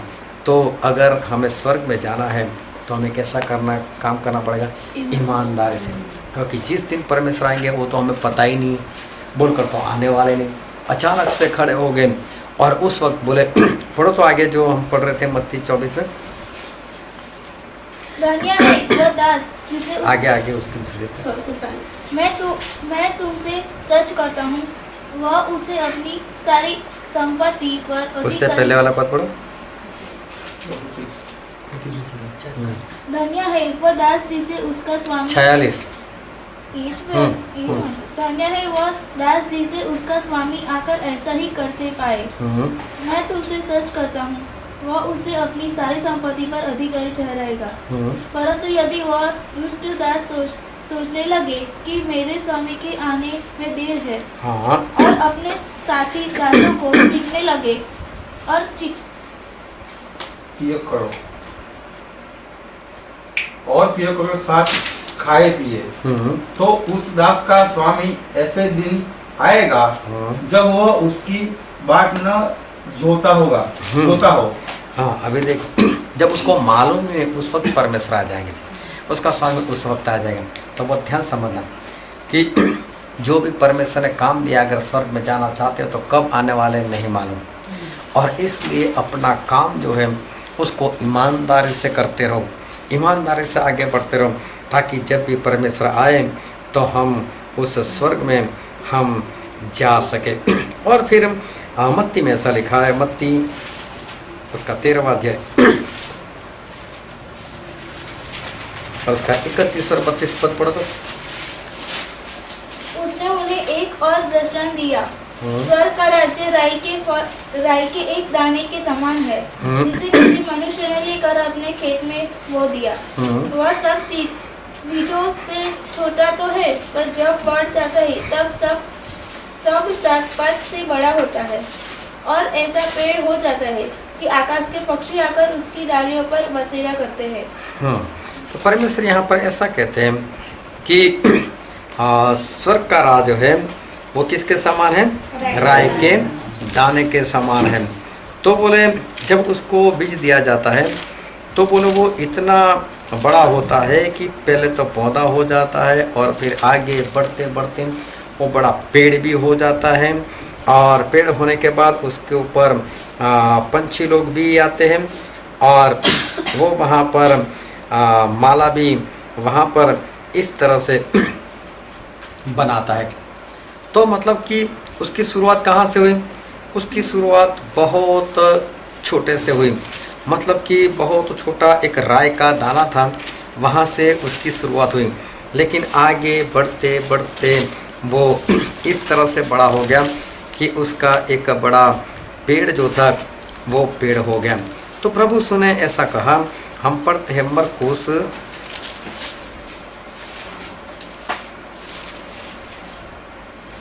उसका 11वां अध्याय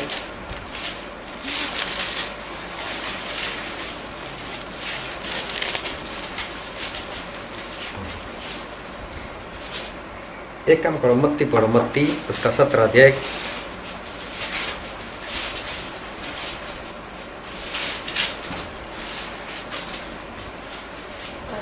और उसका 20वां पद।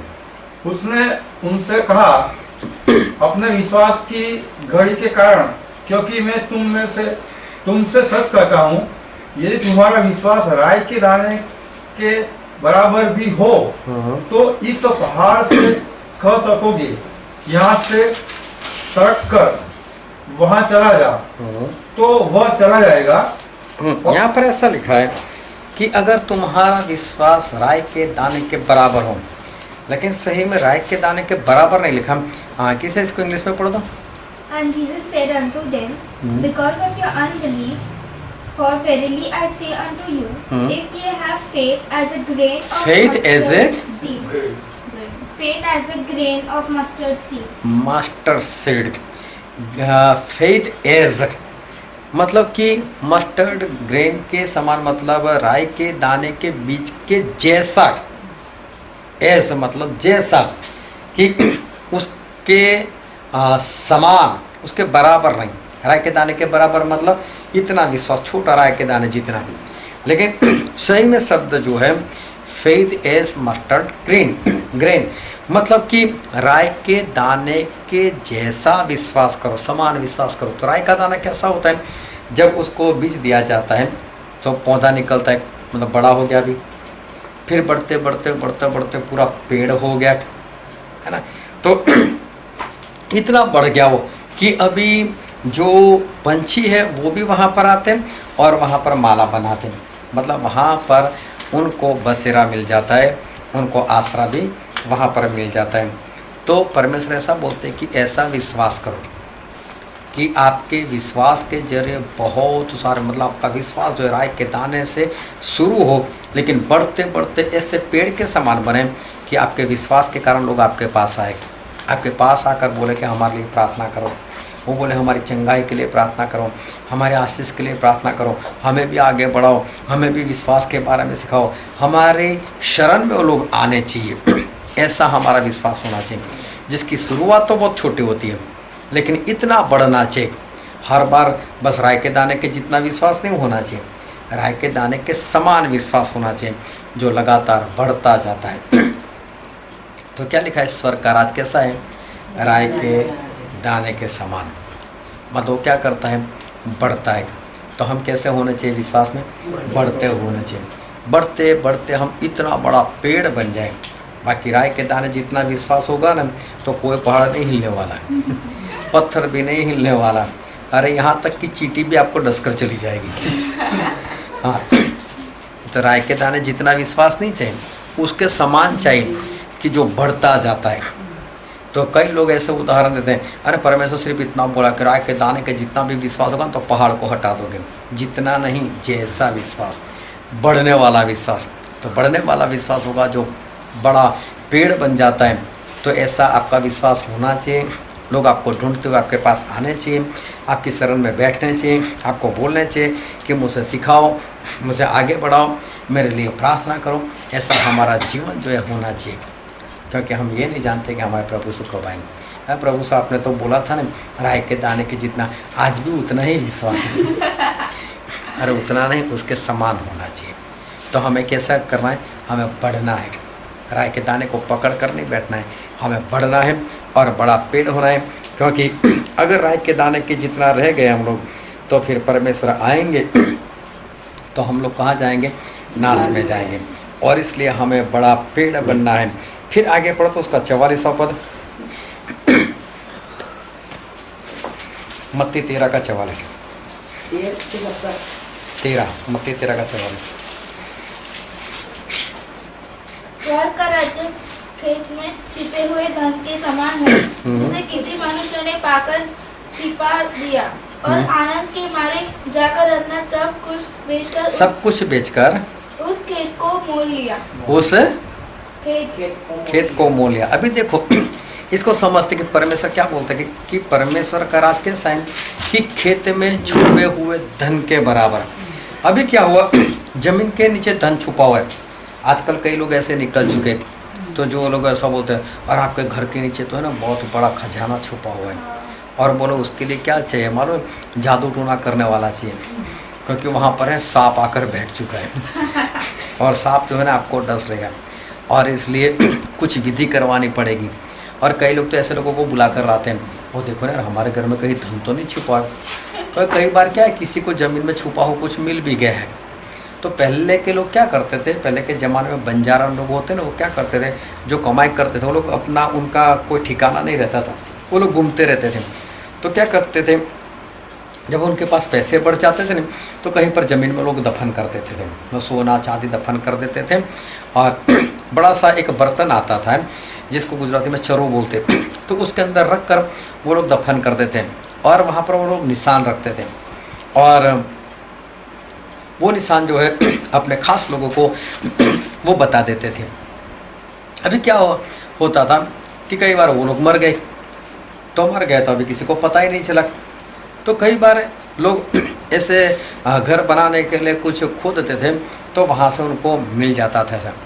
तो ऐसा होने के कारण जादू टोना वालों ने काम जैसे कि अपने हाथों में ले लिया।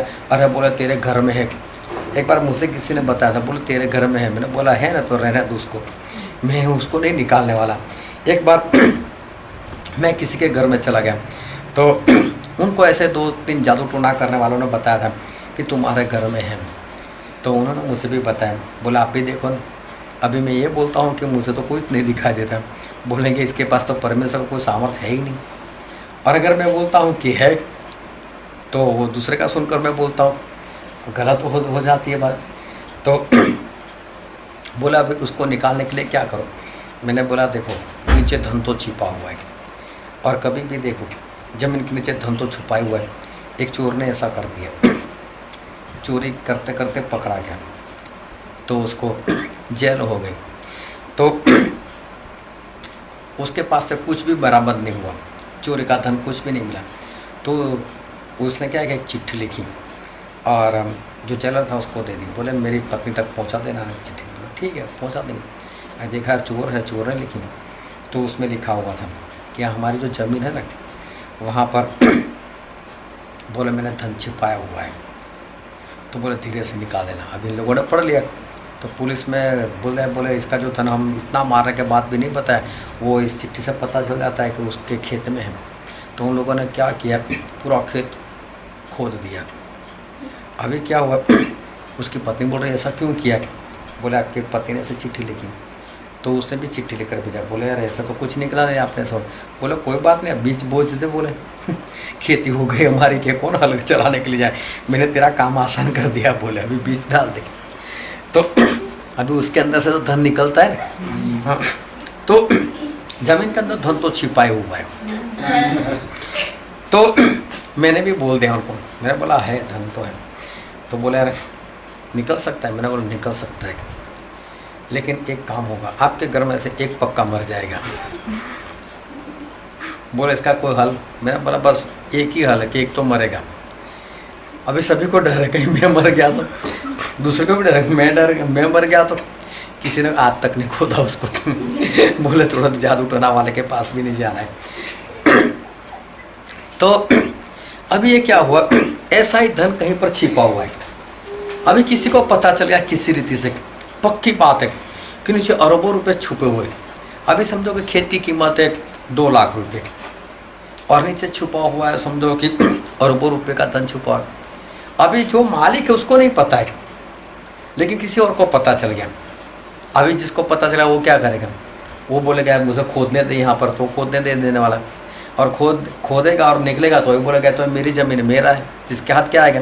अब उसको पाना है तो क्या करना पड़ेगा, उसको किसी भी हालत में खरीदना पड़ेगा। अभी खरीदने के कब, जब वो बेचेगा।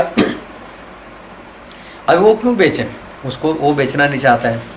तो अगर उसकी 2 लाख कीमत है, तो ये जाकर बोलेगा भाई साहब खेत बेचना है, 2 लाख में दे देता हूँ कैश, कोई भी लोन नहीं करवाऊँगा। वो अभी बोलता है नहीं मुझे तो नहीं बेचना है। अभी बोलता है कोई बात, मैं 4 लाख देता हूँ। अभी तो ये भी सोच रहा है डबल देता है, लेकिन डबल क्या, मेरा तो हर बार, मैं तो साल में 3 बार तो फसल में मुझे मिलती है, तो मुझे फसल में मिल जाता है। फिर अगर बेच दूंगा तो फिर मेरे पास तो 4 के 4 लाख रह जाएंगे। वो लोग बोलते नहीं, लेकिन अगर ये बोले मैं तो 40 लाख देता हूँ, तो फिर तो डगमगाने लगेगा। लेकिन 40 लाख इसके पास भी नहीं है। बोले कोई बात नहीं, 40 लाख में सौदा डन, लेकिन ये भी देख रहा है मेरे पास तो 40 लाख है ही, क्या करना है। बोले बेच तो घर बेच तो, अगर उसके पास कहते वो लोग वो भी बेच तो, अगर पत्नी के गहने, खुद के पास कुछ जो भी हो, लेकिन बेच दो, लेकिन इसको तो किसी भी हालत में खरीदना है, क्योंकि नीचे अरबों रुपये पड़े। परमेश्वर का राज उस छुपे हुए धन के समान है जो सब कुछ बेचकर भी हमें प्राप्त करना है। इसका मतलब हमारे पास जितना भी है ना संसार की बातें, उसको छोड़ो, उसको फेंको यहाँ से, क्योंकि जब तक वो है तब तक आप वो नहीं खरीद सकते। और इसलिए स्वर्ग का राज खरीदना है हमें। ये समझो कि खरीदना मतलब कोई परमेश्वर बेचने के लिए नहीं बैठे, लेकिन परमेश्वर ने एक दृष्टांत दिया कि तो परमेश्वर ये कहना चाहते तुम्हारा सब कुछ छोड़ो और मेरा ले लो। इसलिए बाइबल में ऐसा लिखा है, हम पढ़ते हैं प्रकाशित वाक्य उसका 3 अध्याय और 17 पद पढ़ो तो क्या लिखा है। तू जो कहता है कि मैं धनी हूँ और धनवान हो गया हूँ और मुझे किसी वस्तु की घटी नहीं, और यह नहीं जानता कि तू अपागा और तुच्छ और कंगाल और अंधा और नंगा है, इसीलिए मैं तुझे सम्मति देता हूँ कि आग में ताया हुआ सोना मुझसे मोल ले। हाँ, तुम मेरे पास से आग से ताया हुआ सोना, मतलब कि परमेश्वर का वचन है सोना, वो ले ले। फिर कि धनी हो जाए और श्वेत वस्त्र ले ले। श्वेत वस्त्र मतलब आज्ञाकारी है, वो खरीद ले। कि पहनकर तुझे अपने नंगेपन की लज्जा न हो, और अपनी आंखों में लगाने के लिए सुरमा ले। और सुरमा जो है कि हमारे आंखें खुल जाए, वो है पवित्र आत्मा। परमेश्वर बोलते ही मेरे पास से ले ले, बोले तेरा सब कुछ बेच दे, क्योंकि तेरी जो दौलत है वो मेरे काम की नहीं है, वो बेच दे और तू मेरे पीछे चल। मतलब पवित्र आत्मा ले ले, वचन ले ले, आज्ञाकारी ले ले, और तब तुझे स्वर्ग का राज मिल जाएगा।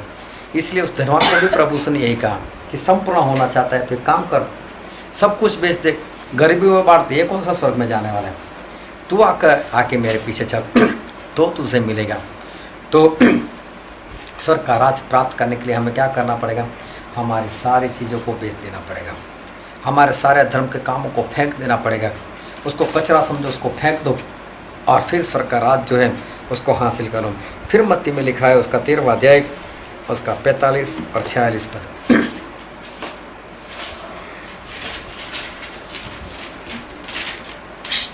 फिर स्वर्ग का राज्य एक व्यापारी के समान है जो अच्छे मोतियों की खोज में था। जब उसे एक बहुमूल्य मोती मिला तो उसने जाकर अपना सब कुछ बेच डाला और उसे मोल ले लिया। एक व्यापारी जो मोती का ही व्यापारी था, उसके पास मोती ही मोती भरे थे, लेकिन जब ऐसा मोती मिला जो सबसे मूल्यवान था तो उसने क्या किया, अपना सारा कुछ बेचकर वो मोती ले लिया।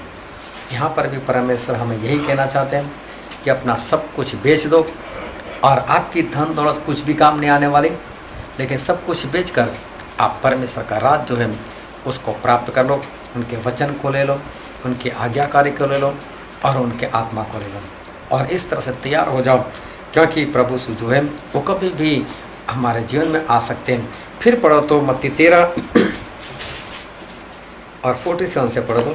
फिर स्वर्ग का राज्य उस बड़े जाल के समान है जो समुद्र, अब इसको ध्यान से समझना, जो समुद्र में डाला गया और हर प्रकार की देखो परमेश्वर का राज एक जाल के समान है, और वो जाल जो है समुद्र में डाल दी गई। फिर और हर प्रकार की मछलियों को समेट लाया है?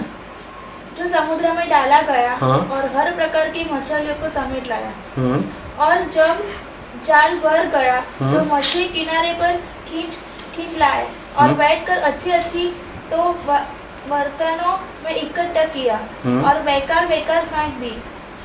जगत के ये सही में ऐसा नहीं है कि मछलियों को, कोई गुजराती पढ़ते पर क्या लिखा है, આકાશનું રાજ્ય ઝાડના જેવું છે કે જેને લોકે સમુદ્રમાં નાખી અને હરેક જાતનું તેમાં સમેટાયું। हाँ, उसमें हर तरह की बात आ गई।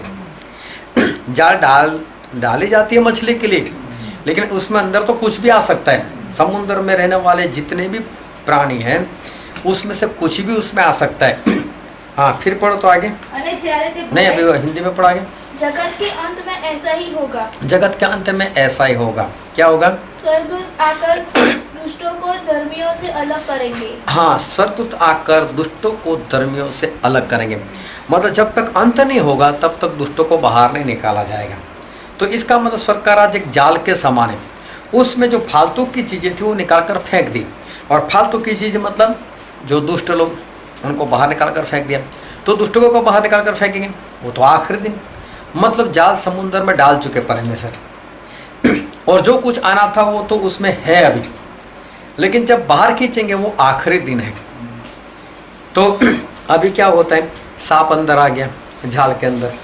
सांप कैसा होता है? जहरीला होता है। और जहरीले लोग जो मुँह से जहरीली बातें करते, अरे मालूम है वो भाई साहब आज मेरे घर वो झूठा कुछ ऐसा जहर डाल देगा, फिर से ये भी नहीं बुलाएगा उसको घर में, चाहे उससे फ़ायदा ही हुआ हो। लेकिन जबान में जहर। तो कई लोग उस सांप के समान हैं, लेकिन सांप को कैसा है, मैं तो जाल में हूँ, मैं तो बच गया। लेकिन जाल को कब निकालेंगे? धरती के अंत में। केकड़ा टेढ़ा चलता है, केकड़े को कभी देखना, उसके 3 पैर इधर आते, 3 पैर इधर आते, सामने मुंह दिखता है उसका। और जब चलता है ना तो हमको ऐसा लगेगा मेरे सामने आएगा, लेकिन ऐसे निकल जाता है टेढ़ा। कई विश्वासी लोग ऐसे होते हैं, उनको देखकर ऐसा लगता है ये तो बहुत विश्वास में, जब चलते हैं तब पता चलता है पूरा टेढ़ा निकल गया है। तो बातें ही बड़ी बड़ी करता है। फिर एक आता है शंख। शंख कभी देखा? बच्चे लोग खेलते उससे, कई लोग बजाने में भी काम लाते हैं। लेकिन शंख के अंदर छोटा सा जंतु होता है। हाँ, और वो शंख ही होता है, शंख उसके साथ जुड़ा होता है। हाँ, और जब कभी समुद्र के किनारे जाओ तो ऐसे शंख आपको चलते हुए नजर आएंगे। लेकिन शंख कैसा है, जैसे ही आपकी पैर की आहट आई वो खड़ा रह जाएगा, क्योंकि उसका बाहर वाला जो हिस्सा होता है शंख का वो इतना भारी होता है, उसके ऊपर पैर रखकर चले जाओ कुछ नहीं होने वाला है। लेकिन अंदर वाला जो हिस्सा इतना नाजुक होता है, इसको फूंक मारो तो अभी ख़त्म हो जाए ऐसा। मतलब कुछ विश्वासी ऐसे लोग हैं, बाहर से तो ऐसी बड़ी बड़ी बातें करेंगे कि पहाड़ आएगा ना तो पहाड़ भी हटा देंगे, गुल्लर झाड़ को भी उखाड़ कर हम लोग फेंक देंगे। लेकिन जब हल्की सी मुसीबत आई और सारे लोग डर लगे, अब हमारा क्या होगा, अब हमारा क्या होगा, रोने लग जाते, चिल्लाने के लिए लग जाते। तो दिखने में मजबूत लेकिन अंदर से कमज़ोर। ऐसी तो बहुत सारी बातें हैं। लेकिन जाल किसके लिए डाली गई? मछली के लिए। और इसलिए सिर्फ मछली को परमेश्वर अपने राज में लेंगे। मछली जैसे गुण हमारे अंदर होने चाहिए कि नमक में रहती है लेकिन फिर भी नमक को अपने अंदर नहीं आने देती। इसी तरह से विश्वासी लोग पाप में तो रहते हैं, मतलब पापी संसार में तो रहते हैं, लेकिन पाप को अपने अंदर नहीं आने देते। तो जगत के अंत में क्या होगा? जिसके अंदर पाप नहीं होगा ऐसे लोगों को परमेश्वर अपने साथ रखेंगे, बाकी सभी को निकाल कर फेंक देंगे। तो इसलिए हमें हमारे अंदर से क्या दूर करना है? सारे अधर्म के कामों को, पापों को हमारे अंदर से हमें हमेशा के लिए दूर करना है। क्यों दूर करना है? अभी बहुत ध्यान संबंध। हमने शुरू में तो ये देखा कि प्रभु का आना कितने पास में। कौन कौन से उदाहरण से देखा? प्रभु का आना बहुत पास में। उसमें सबसे पहले कौन सा उदाहरण लिया था हमने? 7वें दिन से कि प्रभु का विश्राम का दिन, मतलब 6000 साल हो चुके, मतलब 6 दिन तो चल रहा है, 6वां दिन चल रहा है, अभी 7वां दिन कब आ जाए हमें पता नहीं। तो प्रभु का आना बहुत पास में। दूसरा किस बात से देखा हमने? अंजीर के दृष्टांत। अंजीर मतलब इजराइल के लोग। तो इजराइल के लोग कौन से इजराइल के लोग? जो 1948 में पैदा हुए। और वो लोग आज कितने साल के होंगे? 72 साल के। वो मर जाएंगे, उससे पहले प्रभु यीशु का आना हो जाएगा। फिर तीसरा हमने कौन सा उदाहरण देखा था? आज और कल से। तो ये प्रभु यीशु ने सन 31 से सन 34 के बीच में कहीं पर भी बोला। तो हम लोग से ये सीखा कि सन 2031 से लेकर 2034 में कभी भी आजकल ख़त्म हो जाएगा। लेकिन ये सब हमारा अंदाजा है, ये हमारी गिनती। अभी प्रभु यीशु कब आएंगे वो सही में हमको पता नहीं है। लेकिन अंदाजे से इतना पता चल जाता है, गिनती से इतना पता चल जाता है कि प्रभु यीशु का आना बहुत बहुत बहुत मतलब कि बहुत ही पास में है। और इसलिए परमेश्वर बार बार ऐसा बोलते हैं। हम मत्ती में पढ़ते हैं, मत्ती 24 और 42। पढ़ो जल्दी से। इसलिए जागते रहो, क्योंकि तुम नहीं जानते कि तुम्हारा प्रभु किस दिन आएगा। क्यों जागते रहो? क्योंकि तुम नहीं जानते कि तुम्हारा परमेश्वर कब आएंगे।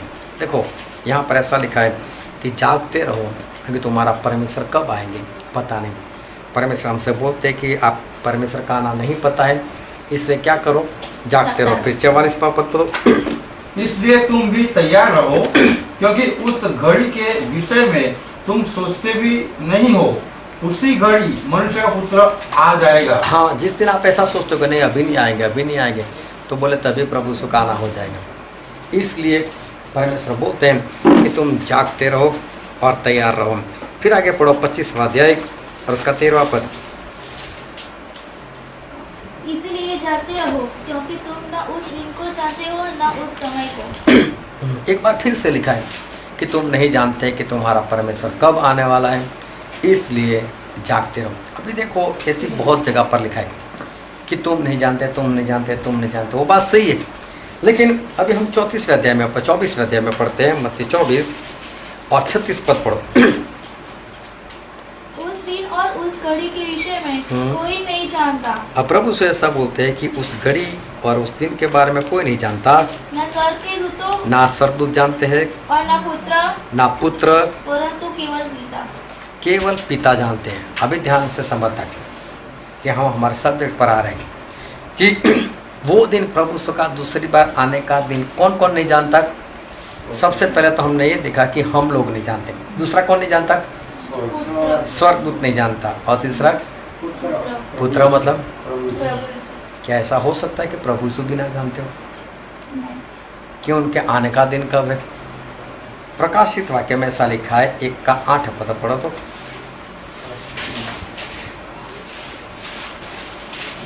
प्रभु परमेश्वर जो है और जो था और जो आने वाला है। हाँ, मतलब ये प्रभु से की बात कर रहे हैं कि जो है, जो थे, जो आने वाले हैं। हाँ, जो सर्वशक्तिमान है, जो सर्वशक्तिमान है, यह कहता है, हाँ, मैं ही अल्फा और ओमेगा हूँ। मैं ही अल्फा और मैं ही ओमेगा। प्रभु से ऐसा कहते हैं कि मैं सर्वशक्तिमान। तो जो सर्वशक्तिमान क्या नहीं जान सकते कि उनका आना कब है? क्या प्रभु यीशु को उस दिन के बारे में नहीं पता होना चाहिए? फिर प्रेरितों के काम में लिखा है, उसका पहला अध्याय और 6 और 7 पद। अतः उन्होंने इकट्ठे होकर उससे पूछा, हे प्रभु, क्या तू इसी समय इस्राएल का राज्य पुनः स्थापित करेगा? हाँ, चेलों ने ऐसा कहा कि प्रभु यीशु क्या आप अपना राज बनाने जा रहे हो क्या? हाँ, उसने उससे कहा, प्रभु यीशु ने ऐसा कहा, उन समयों या कालों को जानना जिनको पिता ने अपने ही अधिकार में रखा है, तुम्हारा काम नहीं। प्रभु यीशु ने ऐसा कहा कि जो समय पिता परमेश्वर ने अपने अधिकार में रखा है वो जानने का तुम्हारा काम नहीं। 2 जगह पर प्रभु यीशु स्पष्ट कहते हैं, मैं नहीं जानता। स्वर्गदूत भी नहीं जानते, सिर्फ पिता जानते। तो क्या जो सर्वशक्तिमान नहीं जानते होंगे? लेकिन प्रभु यीशु खुद बोल रहे, अभी क्या प्रभु यीशु झूठ बोलेंगे? क्योंकि प्रभु यीशु तो ये कहते कि मार्ग, सच्चाई और जीवन में हूँ। तो जो खुद सच्चे वो क्या झूठ बोल देंगे? प्रभु यीशु झूठ नहीं बोलेंगे। प्रभु यीशु अगर जानना चाहें तो जान सकते हैं, लेकिन ये एक काम पिता ने अपने हाथ में रखा है कि बेटे, मतलब प्रभु यीशु को जब वो भेजना चाहेंगे तभी भेजेंगे। और इसलिए प्रभु यीशु वो दिन जानने का प्रयत्न नहीं करते। उनके पास है इतनी शक्ति, क्योंकि सर्वशक्तिमान है, कि मेरे पिता के मन में क्या है मैं जान लूँ तो जान सकते। लेकिन वो बोलते हैं कि उनके अधिकार में है, मैं नहीं जानना चाहता। तो ये बात प्रभु यीशु ने भी अपने आप से दूर ही रखी, चलो मैं उसे जाननी ही नहीं है। तो ये बात प्रभु यीशु का आने का दिन ना तो स्वर्गदूत जानते, ना तो इंसान जानता है, और ना ही प्रभु यीशु जानते। समझ में आ गई बात? अभी देखो कि प्रभु यीशु भी नहीं जानते कि वो दिन कौन सा होगा। अभी समझ में नहीं आता कि प्रभु यीशु को तो मालूम होना चाहिए कि मैं कब बोला था, कौन सी तारीख को बोला था, आज और कल की बात है। तो प्रभु यीशु ऐसा बोलते हैं कि मैं नहीं जानता, तो प्रभु यीशु जो है वो सही में झूठ भी वो नहीं बोल रहे। लेकिन दूसरा पत्रस उसका 3रा अध्याय और उसका 8वां पद। हे प्रियो, यह एक बात तुमसे छिपी न रहे कि प्रभु के यहाँ एक दिन 1000 वर्ष के बराबर है। हाँ, प्रभु के यहाँ एक दिन 1000 वर्ष के बराबर है। अभी गिनती हम शुरू करते। अपना अपना कैलकुलेटर अपने हाथ में ले लो। अभी देखो, परमेश्वर का एक दिन, लिखते जाना, परमेश्वर का एक दिन इज इक्वल टू 1000 ईयर्स। परमेश्वर का एक दिन मतलब हमारे 1000 साल। एक साल के दिन कितने? नहीं, बाद में कर लेना। परमेश्वर का एक दिन बराबर हमारे 1000 साल।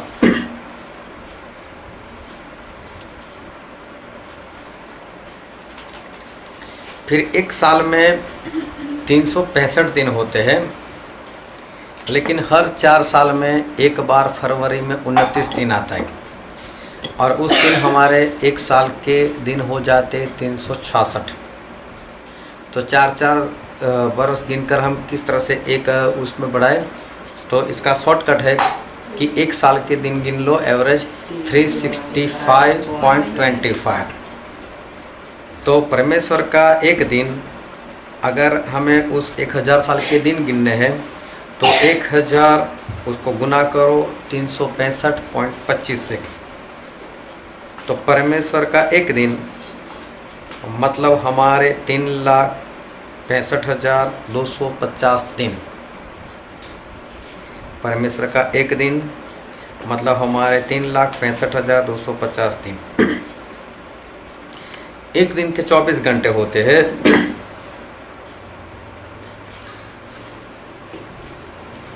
इसलिए परमेश्वर का एक दिन मतलब कि 24 घंटे। तो 24 घंटे मतलब परमेश्वर के 24 घंटे मतलब हमारे 3,65,250 दिन। लेकिन उसको अगर हमें घंटे में परिवर्तन करना है तो उसको गुना करना पड़ेगा 3,65,250 को 24 के साथ। तो परमेश्वर के 24 घंटे मतलब हमारे 87,66,000 घंटे।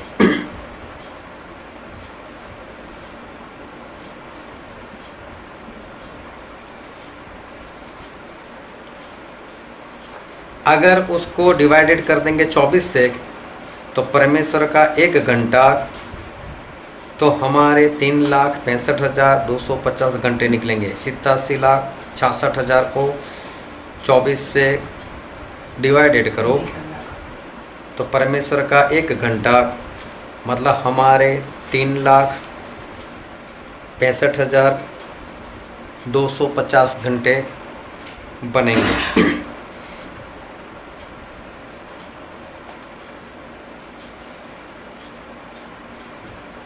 एक घंटा मतलब 60 मिनट।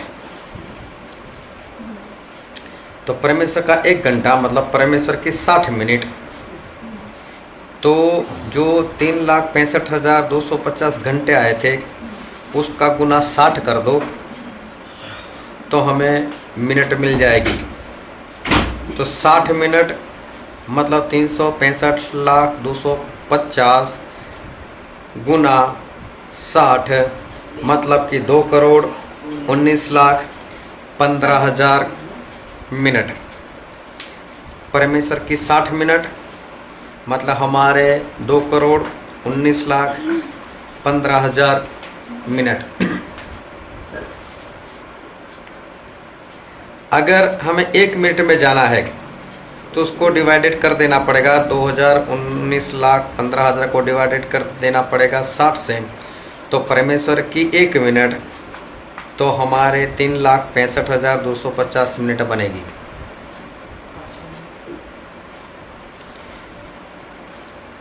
परमेश्वर की 1 मिनट मतलब हमारे 3,65,250 मिनट। 1 मिनट में 60 सेकंड आते।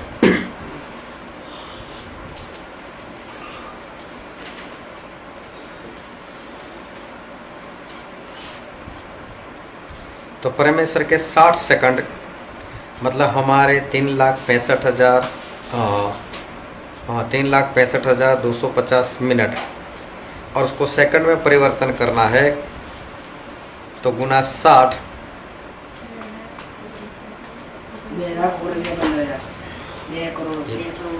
तो परमेश्वर के 60 सेकंड मतलब हमारे 2,19,15,000 सेकंड।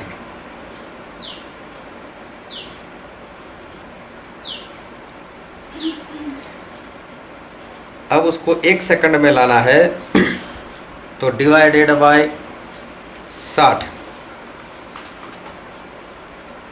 तो परमेश्वर का 1 सेकंड मतलब हमारे बन जाएंगे 3,65,250 सेकंड। परमेश्वर का 1 पल मतलब 1 सेकंड मतलब हमारे 3,65,250 सेकंड। पता चल रहा है इसमें?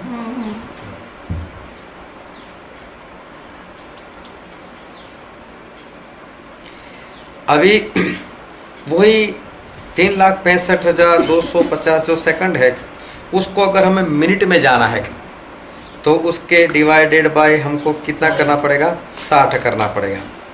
तो 60 करोगे तो परमेश्वर का 1 सेकंड मतलब हमारे 6,087.5 मिनट हमारे बनेंगे। कितना आया? 6,087.5 मिनट मतलब 3,65,250 को 60 से डिवाइडेड कर दो तो परमेश्वर की 1 सेकंड मतलब हमारे 6,087.5 मिनट। अभी 0.5 मिनट मतलब कितना होता है? तो 6,087 मिनट और 30 सेकंड। परमेश्वर का 1 सेकंड मतलब हमारे 6,087 मिनट और 30 सेकंड। अभी उस मिनट को हमें घंटे में लेकर आना है तो डिवाइडेड कितने के साथ करना पड़ेगा? 60 से। 101। तो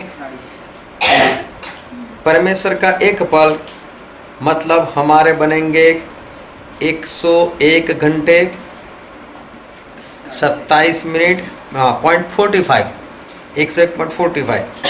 लेकिन उसका लेकिन अभी उसका घंटे हम बनाएंगे तो होंगे कि पर एक परमेश्वर का सेकंड मतलब 101 घंटे 27 मिनट 30 सेकंड। समझ में आएगा नहीं? 101.45 कलाक का। हाँ 0.45 कलाक 27 मिनट। हाँ 101 कलाक 27 मिनट 30 सेकंड। 30 सेकंड। हाँ उसके पहले थी ना 30 सेकंड 6087.5 तो 0.5 मतलब 30 सेकंड। 30 सेकंड को तो हमने बाजू पर रखा था तो 101.45 मतलब 101 घंटे 27 मिनट और 30 सेकंड हुए।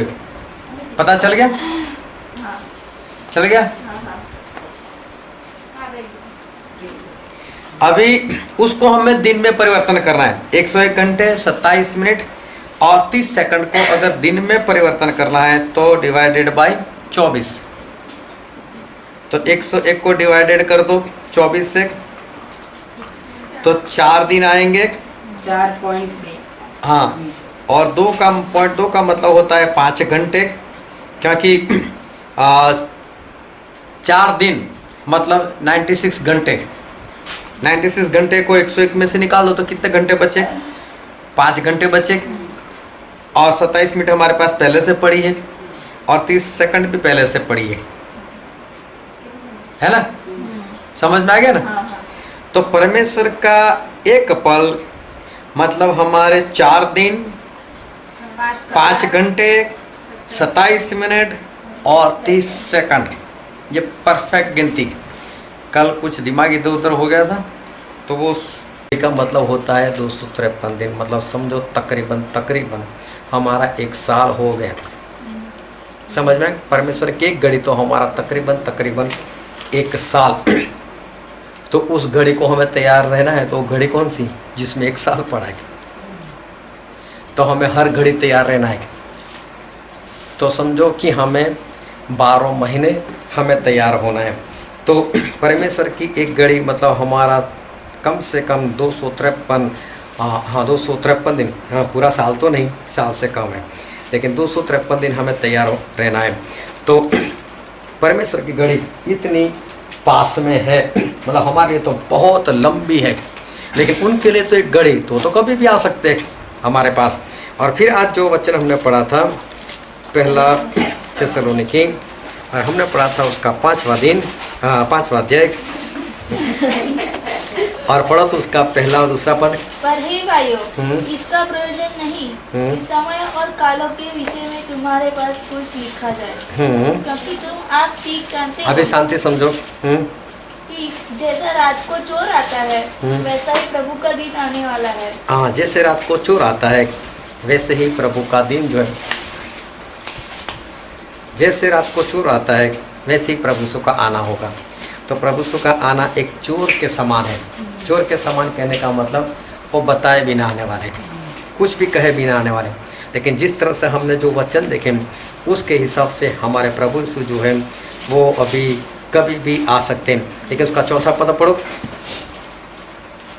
पर हे भाइयों, तुम तो अंधकार में नहीं हो कि वह दिन तुम पर चोर के समान आ पड़े। हाँ, अब हमने कितने सारे वचन से देखा, उस जाल के हिसाब से देखा, उस खेत में छुपाए हुए धन के हिसाब से देखा, फिर उस मोती के व्यापारी के हिसाब से वो दृष्टांत से हमने देखा, हमने 10 कंवारियों के दृष्टांत से देखा, हमने वो सिक्के वाले के दृष्टांत से देखा, हमने जो परमेश्वर ने काम दिया उस नौकर के ही दृष्टांत से देखा।